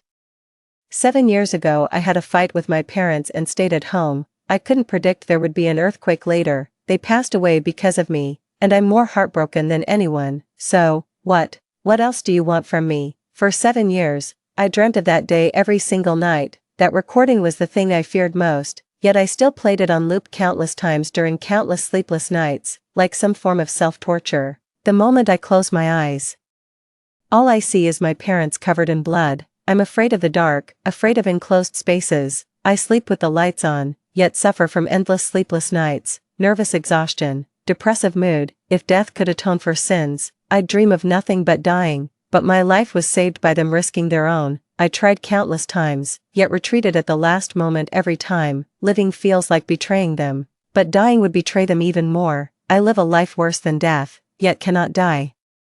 Countless times, I deliberately wandered in pitch-black alleyways, like a madman. I even fantasized that some desperate criminal would suddenly appear and stab me to death. I looked at Gunanjao, my eyes gradually turning completely red. Why don't you tell me? What exactly do you want from me? Or better yet, why don't you just kill me? Gunanjao looked at me in disbelief, as if he was seeing a stranger. A strange emotion flashed in his eyes, somewhat resembling the expression my once doting elder brother used to show. It was the same expression he'd wear whenever I occasionally felt wronged in the past, tender yet helpless, but the current Gunanjao would no longer feel any heartache for me. The emotion I saw quickly fading in his eyes was probably just my illusion. His tone was full of disgust and cruelty. Kill you, Gunanjao? Would your parents come back to life if you died? Someone as willful as you who caused their parents' death should live in eternal suffering. My chest felt like a gaping hole had been torn open, every breath carrying the metallic tang of blood. After a long while, I finally managed to calm down with great effort and nodded. Fine, do as you please. I won't be going back with you. I walked past him and went straight upstairs. Behind me, Gunanjao remained silent in anger for a long time. Then suddenly, he called out to me, Xiao Qiao. A voice too long unheard, gentle, abrupt, and strange. My heart suddenly skipped a beat. After over 20 years as siblings, I knew him all too well. A bad premonition welled up in my chest. I halted my steps and turned back to look at him. Seeing the smile in his eyes, I spoke again. Are you so sure Professor Wei will treat him? I frowned. What do you mean? Gunanjao clearly had a plan in mind. appearing confident of victory as he walked unhurriedly up to me. You might not be aware, but Professor Wei is famously known throughout the region as a devoted son. His mother isn't quite lucid these days, and I've spent quite some time chatting with her recently. If I were to persuade her, she might say she truly can't bear to part with her son. Can you believe Professor Wei would really abandon his elderly mother alone during the new year? I can't believe he could say such things. It felt like all the blood in my body rushed to my head. By the time I came to my senses, my raised hand had already delivered a fierce slap across the face of the person before me. Gunanjao's unfinished words abruptly stopped. His mocking and cold smile didn't even have time to fade, frozen on his face. A burning pain radiated from my palm. He's my brother. We've fought and quarreled since childhood, but being slapped in the face like this was something that had never happened before. No matter what, when I realized what I had done, I wasn't sure whether I regretted it or not. I only felt that uncontrollable rage rapidly destroying my reason. Furious, I glared at him. You're truly insane. That was a human life. I refused to say another word to him. He makes me feel like a stranger, even terrifying. I went upstairs and returned to the bedroom to take care of Pei Yan. Gunanjia didn't follow me anymore. After a heavy snowfall, the weather cleared up. In the afternoon, the road was temporarily reopened, allowing slow traffic to pass. Pei Yan could no longer delay and had to pack quickly to go abroad. Whether Gunanjia would actually persuade Professor Wei to change his mind or not. 12. I've already done everything I could. I thought before going abroad, I should at least say goodbye to Gunanjia. But now, it seems unnecessary. He despises me, and probably wouldn't care about my departure. Moreover, he harbors unwarranted hostility towards Pei Yan, and I fear that if he learns of our whereabouts, he might cause trouble again. In the worst-case scenario, I'm worried it might affect Pei Yan's transplant surgery. Having made up my mind, I waited until Pei Yan's condition improved slightly and he could get out of bed. Early the next morning, I managed to contact the small town's innkeeper and paid him to arrange a car for me. The bus took nearly an hour to arrive. When I received the call and went downstairs with Pei Yan, Professor Wei happened to be sitting on the living room sofa. Only when I reached the ground floor did I notice a suitcase standing beside him. Seeing us come down, Professor Wei put down his newspaper and stood up, saying, "Let's go." I froze upon hearing this. "Are you heading out too, by any chance?" Professor Wei's face darkened. "Wasn't it you who requested me as the lead surgeon? What, are you denying it after just one night?" I was both shocked and delighted. "You can set off right now. I heard he rarely returns to his hometown throughout the year. This time when I came back home, I stayed for less than 3 days. Besides, what Gunanjia said to me yesterday, I thought," Professor Wei said solemnly. "What's wrong? Did you really think my old mother would make a scene about not wanting to part with me and force me to stay?" I was momentarily speechless. Professor Wei bid farewell to his mother and gave instructions to the caregiver. Only then did he turn to me and say, "Let's go. I actually wish I could stay home a couple more days. The old lady is very anxious and urged me to hurry and help treat your illnesses. Let's leave together." When we went out, I still didn't see Gunanjia and Linen anywhere. Got in the car, and it drove away. As I left, I instinctively glanced out the car window a couple more times. Professor Wei spoke up. He went with Linen to buy food in town. The heavy snow blocked the roads for days, and Linen kept insisting on going out to play. I let out an awkward "oh" and hastily averted my gaze. After paying, the car took us directly to the city airport, passing through the town market.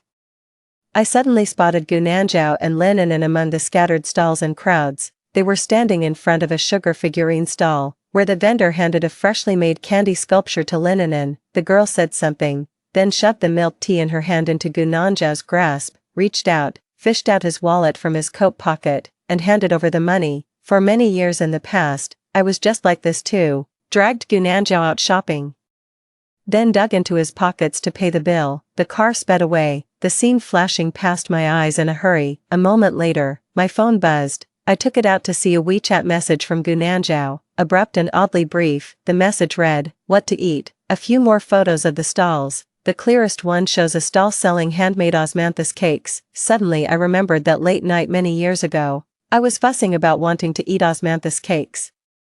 Teenaged Gunanjia scared me by saying that children who eat sweet cakes at night will grow cavities all over their teeth, yet he still sneaked out late at night, returning with warm osmanthus cakes tucked in his arms. "Back then," he said, "last time, yesterday, as we had breakfast together, He fried me another egg and also said, last time, and now, through the car window, I watch that rapidly disappearing figure behind me. I think, perhaps this is truly the last time.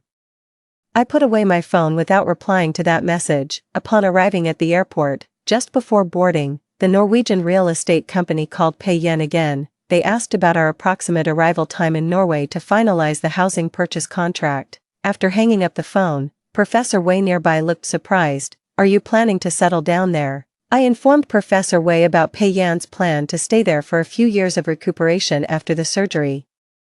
I want to give it a try too, live there for a few years. Professor Wei remained silent for a long while before sighing. If I'd known it would be like this, I probably shouldn't have deceived Nan Zhao. I didn't quite understand. He further explained, I noticed he harbors great hostility towards Mr. Pei, and I was concerned he might affect Mr. Pei's treatment progress. This morning I lied to him, saying Mr. Pei's condition would definitely keep him bedridden for 2 or 3 days. And you certainly wouldn't be leaving anytime soon. Only then did he agree to accompany Linen into town. Professor Wei finished speaking and sighed softly. Since you plan to stay there long term, aren't you going to call him before boarding? After a brief hesitation, I shook my head. No need. Over these years, the phrase I've heard him say most often is, Gunanqiao, why was it our parents who died instead of you? Maybe I shouldn't fight anymore. The boarding announcement came over the PA system. The phone in my pocket seems to be vibrating. I didn't pay any more attention to it, got up and entered the boarding gate. Gunanjiao felt uneasy. Ever since leaving Professor Wei's house with Linen, he had been feeling inexplicably unsettled. He was absolutely certain that if Pei Yan couldn't get out of bed for a few days, Gunanqiao wouldn't be able to leave. Yet he felt inexplicably uneasy, for no reason, intensely so. Linen was buying things at the stall. The heavy snow has just melted, yet the biting cold wind still lingers outside, but with New Year's Eve approaching, everyone has returned home for the celebrations. The streets are bustling with vendors and crowds, adorned everywhere in vibrant red, brimming with joyous festivity. Gunanjiao recalls again how every past New Year, he would return to their hometown with his parents and Gunanqiao to visit Grandma. Later, Grandma passed away, and then Mom and Dad were gone too. He and Gunanqiao stopped loving the New Year celebrations after that. When did it all begin? He never properly spoke another word to Gunanqiao again, that always lively and mischievous little sister who caused trouble everywhere, that little sister who would cry heartbroken tears and quarrel with parents after catching him eating birthday cake alone. She grew increasingly silent, increasingly lifeless, becoming indifferent to everything, showing little interest in anything. They grew increasingly distant from each other, more and more, they became like unfamiliar strangers. So, when Gunanjiao suddenly discovered that his younger sister had gone home with that complete stranger, she was chatting and laughing with that man, she was heartbroken and concerned about that person's illness. Despite the heavy snow blocking the roads, despite swallowing her pride, she was willing to risk half her life to find the best doctor for that person. That's why he felt such uncontrollable rage, or perhaps, it wasn't uncontrollable rage after all, he just doesn't want to admit it. He's jealous, insanely jealous, even her own blood brother, she hasn't cared about for so many years, 13, that's why he spoke so thoughtlessly in the heat of the moment, to say such childish and absurd words as asking Dr. Wei not to treat Pei Yan. Gunanqiao immediately slapped him across the face. See, as expected, in her eyes now. Her own blood brother is less important than a stranger she's only met a few times. She actually believed he could be despicable enough to prevent a doctor from treating patients. Gunanjiao, hated how her insistence on staying home had led to their parents' deaths in the earthquake, but what he hated even more was how her eyes no longer saw him, and so, he hated that man too. Hate the man who made Gunanqiao care so much in just a few short days. He couldn't accept it. Even if that statement about not being her brother came from his own mouth, he could vent his anger momentarily by pretending to abandon Gunanqiao, yet he couldn't accept that she would really leave. Linen was still saying something beside him. Gunanjiao stood by the bustling street, lost in thought. Those chaotic, contradictory, and twisted emotions engulfed him like a hurricane. He felt uncomfortable, suffocated. Linen took the wallet from his pocket. The elderly street vendor didn't have a payment QR code. Gunanjiao let her be, just wanting to finish quickly and return earlier. A car passed by his side. Out of the corner of his eye, he glimpsed an unfamiliar car. Through the car window, he couldn't see what was inside. How strange, he actually felt as if he'd seen Gu Nanxiao. Her expression was calm, deathly still. Through the car window, he was also looking at him. He clearly couldn't see, yet he felt that he had seen. It was almost an instinctive reaction in that instant. He pushed Lin Yin aside and chased after him. A rapidly departing car is impossible to catch up with on foot. Soon, the car disappeared from Gu Nanjiao's sight. Gu Nanjiao halted his hurried steps, momentarily dazed. It was just an unfamiliar car. He really ought to get his head examined. Lin Yin hurried to catch up and asked him curiously, "What's wrong?" Gu Nanjiao snapped back to reality and replied, "It's nothing, I must have seen wrong." "Are you done shopping? Let's go back." Lin Yin nodded. "All right." She came to town not to buy things for herself. Old Mrs. Wei is advanced in age and suffers from intermittent dementia. When confused, she often thinks she's still a child and wants to eat sugar figurines. With the roads finally unblocked, Lin Yin came to town to buy supplies for her grandmother. Before Gu Nanjiao left, he couldn't resist taking a few photos of the street stalls and sending them to Gu Nanjiao. Like a stone sinking into the sea, there was no response. The unease in his heart grew stronger. As they got in the car, Lin Yin said apologetically, "I'm sorry for taking up your time, but Uncle was really strange today. I already said I could come by myself. I'm old enough now. Is it really necessary to have someone accompany me when going out in broad daylight?" Gu Nanjiao's hand on the steering wheel suddenly trembled.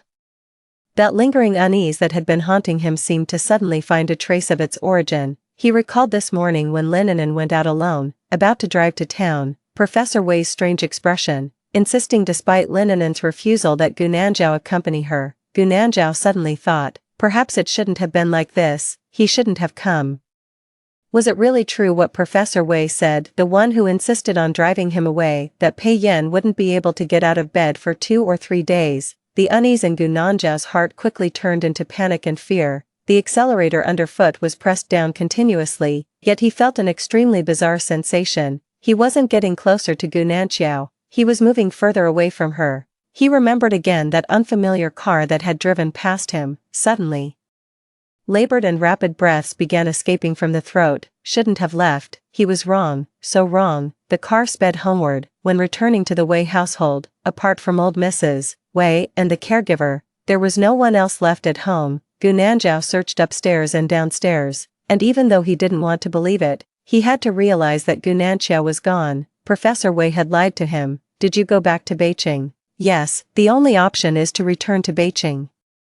Beijing has the best hospitals and medical facilities in the country. Professor Wei must have gone to Beijing with them to treat Pei Yan. It doesn't matter. Once he returns to Beijing, he can still see Gu Nanjiao." Gu Nanjiao tried to console himself, but cold sweat began to bead on his forehead. He went to Old Lady Wei's bedroom and asked casually, forcing calmness, "Have they gone to North City?" Old Lady Wei was unusually clear-headed, sitting by the window basking in the sunlight. Hearing this, she looked at him in surprise and said, "North City, they went abroad to treat that gentleman, didn't you know? They say Xiao Qiao and that person even planned to settle down there." Gu Nanjiao's phone remained on the WeChat chat interface in his hand. Above, he had sent photos to Gu Nanjiao, but there was no response from the other side. Upon hearing this, the phone in his hand suddenly fell to the ground. Gu Nanjiao couldn't find his younger sister.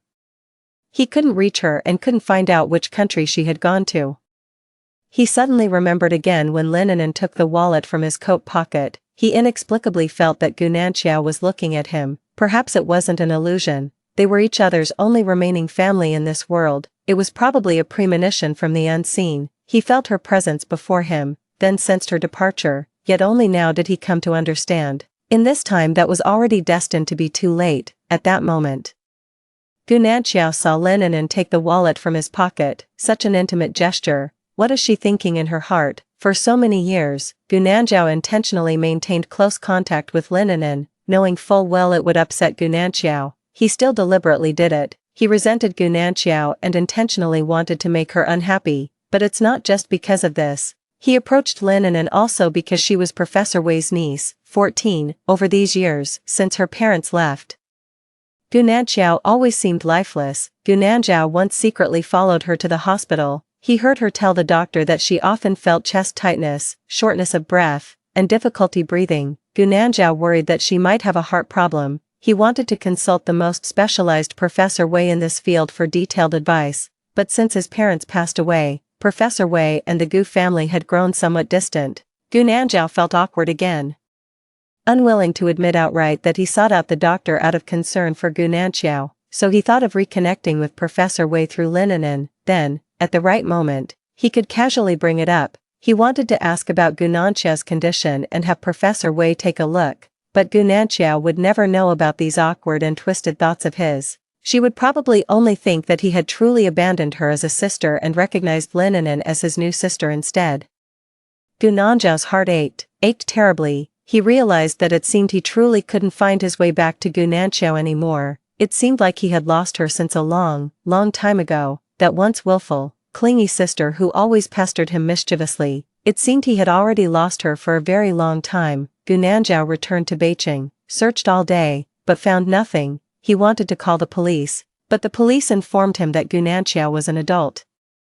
She had the right to make her own decisions and go anywhere. Gu Nanxiao suddenly remembered that Gu Nanxiao was only 15 when their parents passed away. He quarreled with her for 7 years, then spent 7 more in a Cold War. He always felt that not much time had passed. He was only using his hatred for Gu Nanxiao to vent the pain of suddenly losing his parents. But now, on New Year's Eve, he stood on the bitterly cold street. Suddenly it occurred to me that perhaps Gu Nanxiao, perhaps she wasn't entirely at fault after all. Maybe he had heard others say that 7 years ago on that day, she insisted on staying home to prepare for his 18th birthday celebration. It might not necessarily have been a lie to him. Gu Nanxiao looked utterly bewildered as he made another call to Professor Wei. This time, the call actually went through. Gu Nanxiao was momentarily overjoyed, asking with a trembling voice in panic, "Professor Wei, you know where Xiao Qiao is, don't you? Please tell me." The voice on the other end remained calm as it interrupted him. "Nanzhao, I called to tell you this. Given your behavior these past few days, I definitely won't tell you a single thing about Nanxiao and Mr. Pei's whereabouts, so, don't waste your effort." Gu Nanzhao was burning with anxiety. "I promise, I won't interfere with any of your treatments when I come. I was just really worried about her. She also had heart problems.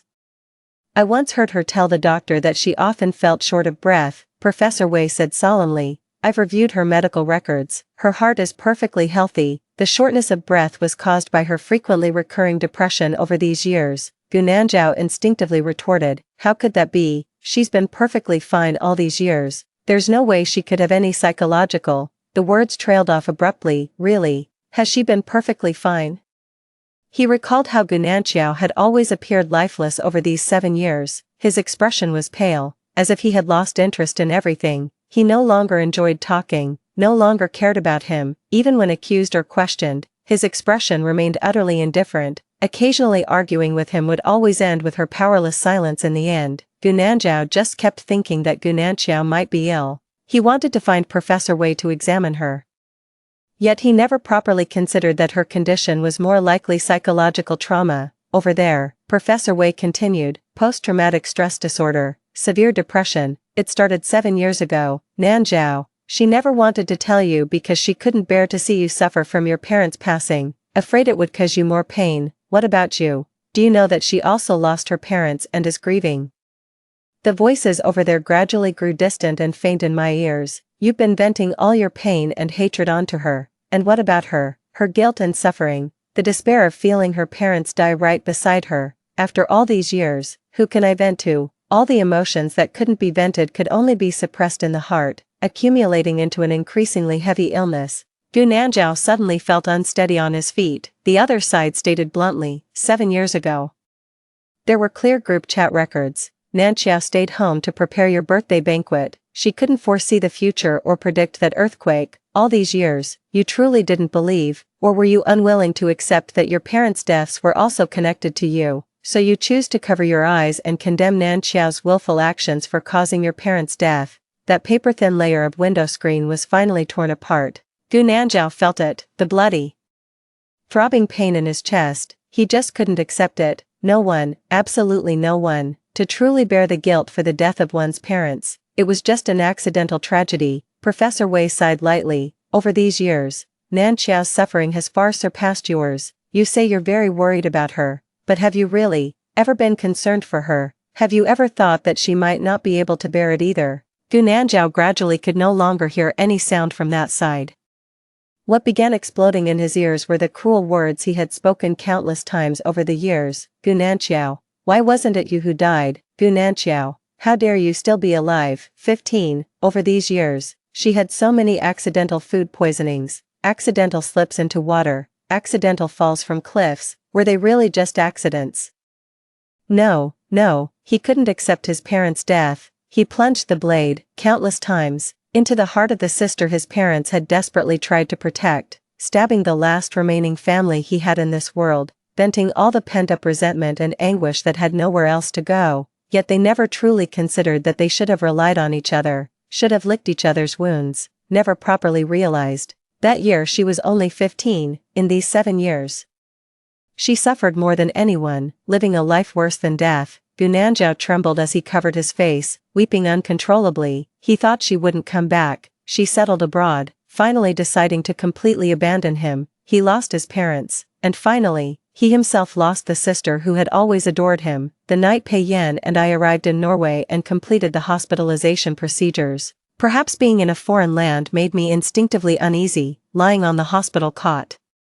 I had that nightmare again after many days, trapped under the rubble. I heard my parents' gentle voices from the recording. In another blink, I saw scarlet blood, like a winding viper. It emerged from beneath the ruins, menacingly and slowly submerging the tops of my feet, blood-red, surging. As my vision wavered, I saw 2 bodies unearthed from the ruins. It was Gu Nanzhao's hysterical accusation. Gu Nanzhao, why wasn't it you who died, in the illusion?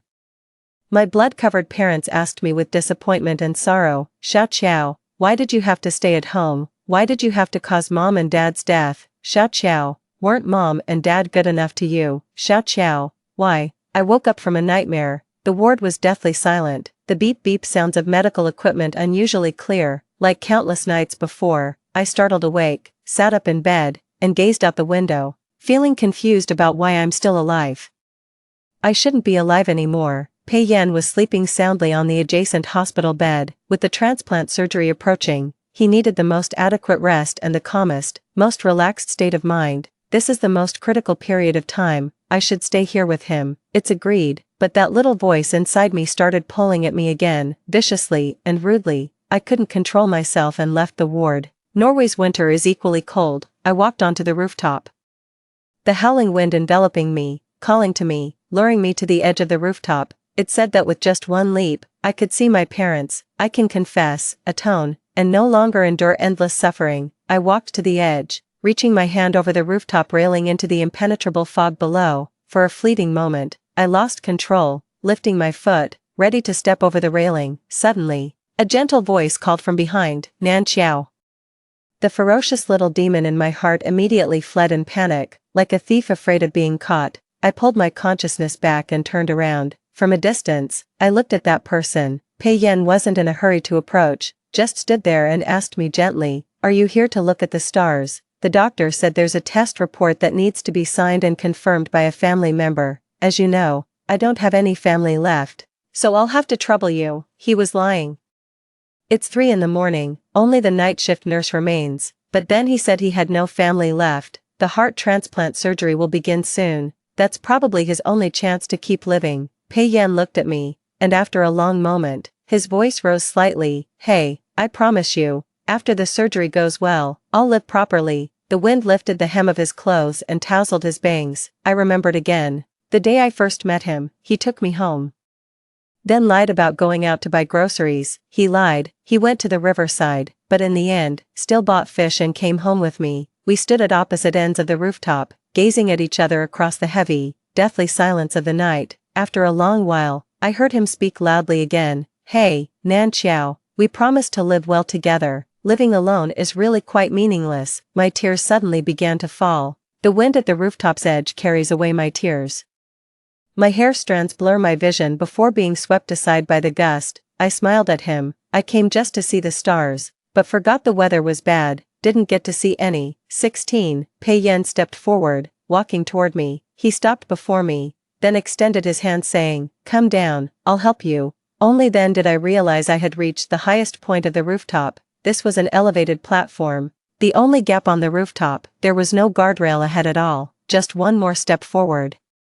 and I would step into the thick fog, plunging into the abyss. I looked at his outstretched hand, where several bruises from needle puncture still marked the back. Near the wrist, one spot showed blood that had only just dried. It must have been from when he pulled out the 4-needle to come find me, leaving the wound fresh. For a moment, I was lost in thought, then reached out and grasped his hand. He immediately raised his other hand, wrapped it around my waist, and carried me down from the high platform. He quickly, firmly, yet gently embraced me. I heard his voice by my ear, calm yet trembling. Nan Xiao, we're both alive and well. After that night, for many consecutive days, I didn't have any more nightmares. Pei Yan bought the house and signed the purchase agreement. He sat on the bed, opened the interior photos on his phone, and discussed with me. This bedroom will be reserved for you, and we'll add a balcony later. Open the door, and you'll see the beach and the ocean. There was anticipation in his eyes, like starlight in the deep night. I thought, once his surgery was truly over without complications, there'd be no reason for us to keep living together. I'd find another place to live, and look for a job too, but I couldn't bear to refuse him at this moment, so I nodded first and said, all right. Pei Yan was very delighted. He went on to tell me how his late sister had always wanted to visit Norway when she was still alive. Here there are polar nights and auroras, a 15,000-kilometer coastline, and the Norwegian wood from the writer's works. He said with great longing, after the surgery is over, let's settle here for a few years. Would you like to accompany me on a journey to explore and see everything properly? After just a few days in Norway, his complexion grew even paler, holding back tears. I nodded and said, okay. Pei Yan felt somewhat apologetic and said, do you have any other places you'd like to go? I can accompany you there too. Could we perhaps? He suddenly gave a light cough, perhaps feeling unwell. His face flushed slightly red. In the end, the words that followed were left unsaid. I responded, yes, there are many places I want to go. After your surgery is over, I'll tell you one by one. Pei Yan nodded with a smile. Alright. Late at night, Pei Yan started vomiting again. After throwing up every bit of food he'd eaten, he coughed up blood once more. This time, it was more like vomiting blood. I have a feeling that without a heart transplant soon, he might not last much longer. Outside the ward, Professor Wei suddenly rushed in. The donor has suddenly passed away. Quick, get to the operating room and prepare for the heart transplant. To ensure the viability of the donor heart, the heart transplant surgery must be completed within 12 hours of the donor's death. Professor Wei quickly arranged for medical staff to come and wheel Pei Yan into the operating room, then hurried to the operating room to change into surgical gowns. Pei Yan lay on the gurney, and as he left the ward, he reached out and gently grasped the back of my hand. My palms were sweaty with nervousness, but he instead smiled reassuringly at me. Don't worry, it'll be fine.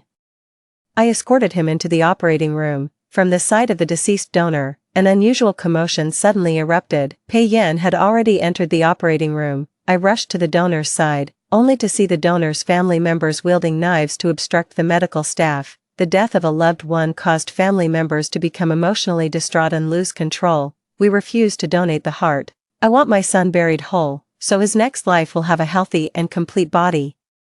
The consent form for heart donation has been signed by both the donor and family members. But now the family has just lost a loved one and is emotionally vulnerable, suddenly changing their mind. Just as a loved one has passed away, their heart is about to be removed. For most ordinary people, this would likely be something difficult to bear in the moment, with the heart transplant being time-sensitive. Some doctors grew anxious and spoke without thinking. The dead cannot be brought back to life, and there is no afterlife after death. A single sentence, like a drop of water falling into a pot of boiling oil. The family members who had been hesitantly blocking the way in small groups suddenly all rushed forward, shielding the deceased. They looked at me and the medical staff with grief and indignation. Everyone has an afterlife. How dare you curse my loved ones to have no afterlife, all for the sake of others' lives. My mind was filled with nothing but a violent ringing.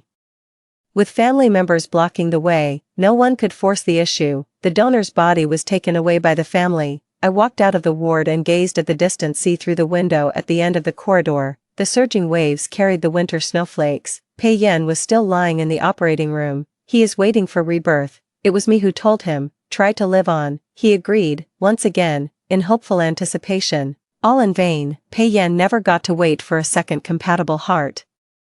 The new year passed, and in the blink of an eye, it was the Lantern Festival. he began using a breathing apparatus, having grown so thin he was practically just skin and bones. In the morning, I borrowed the hospital kitchen to make tangyuan, which we ate together. When my parents were still alive, they told me that eating glutinous rice balls would bring peace and safety. Pei Yan only ate half before vomiting it all up in an instant. What came out was still crimson red, for him. Peace ultimately remained nothing but a distant hope. That night, he coughed up blood severely, suffered respiratory failure, and was rushed into the emergency room. In his final moments, the doctor came out and called me in. I leaned by the bedside and held his bony hand, 17, with great effort. He told me he had notarized his will, leaving all his property to me after his death, as if afraid I might refuse. His voice trembled with unease. I don't have any other skills. Back then, I couldn't save my own sister. Now that I've saved some money, I can't give it to her anymore. Please, let me pretend it's reaching her hands. After I die, can I have a peaceful dream? Please, in this world, perhaps no one else could understand each other's endless self-blame and guilt as deeply as we do, for the dead loved ones, for our own helplessness. In my blurred vision, I nodded, mumbling. He said to me again, if you ever get sick in the future, you must get proper treatment and live well. I thought he must have mistaken me for someone else again. His words were spoken to that sister who once chose to end her own life to save him money when she was gravely ill.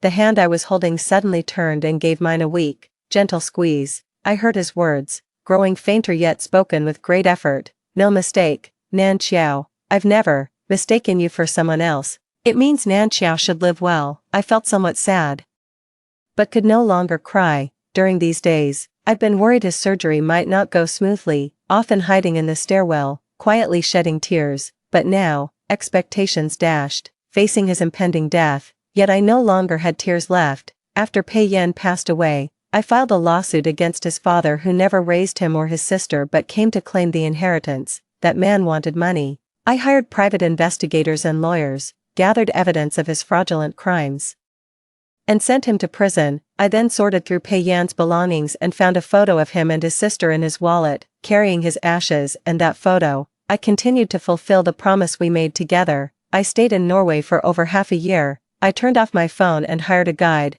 I witnessed the polar night and auroras, and beheld 15,000 kilometers of coastline. I saw the Sonifjord, that place called Norwegian Wood, the world of fairy tales that Pei Xing had once read about and yearned for with all her heart. One day, the tour guide looked at the ashes in my hand and asked, "Is this your beloved?" I shook my head and said, "No, he was more than a lover or a friend, an old acquaintance." I returned to the country, to Beijing. More than half a year later, on the day I landed back home, I turned on my phone and received a call from Norway. An unfamiliar voice on the other end informed me, "I am a psychiatrist, and I haven't been able to reach you for the past 6 months. About half a year ago, a Mr. Pei gave me a large sum of money to treat your psychological condition." I walked out of the airport and stood by the bustling street. The voice continued, "Such a large sum of money truly makes me feel unworthy. Please, you must tell me where you're going so I can treat you." To be fair, he was indeed an excellent psychotherapist.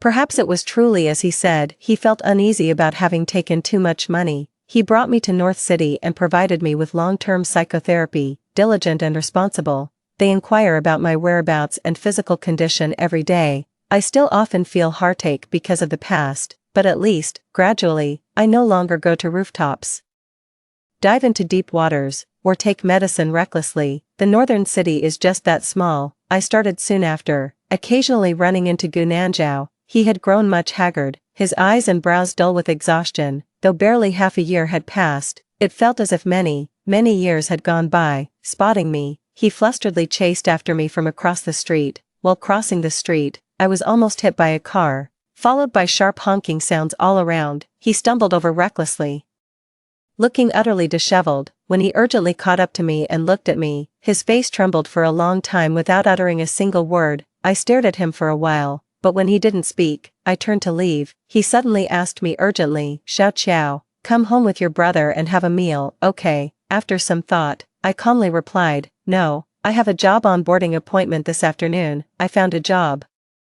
The psychologist told me that keeping oneself busier might help alleviate some depressive symptoms. Gu Nanzhao caught up to me and asked urgently, "What about tomorrow?" I remained silent, looking at him. He finally stopped mid-sentence. After a long while, he forced out a smile that could hardly be called pleasant. It's okay, maybe next time, alright. He knew perfectly well that I wasn't truly without time. I heard him speak again, trembling, remorseful. I'm sorry. I couldn't take care of you properly for Mom and Dad. I whispered, it's okay, I've been doing alright. After all this time, I can't really say I hate him that much. He's been suffering too. I know, I just don't really want to go back with him anymore. As I left, from the corner of my eye, I saw Gunanja's bloodshot eyes, then what seemed like a tear falling in an instant, and his hurriedly turned head, avoiding my gaze. I returned to my place, late at night.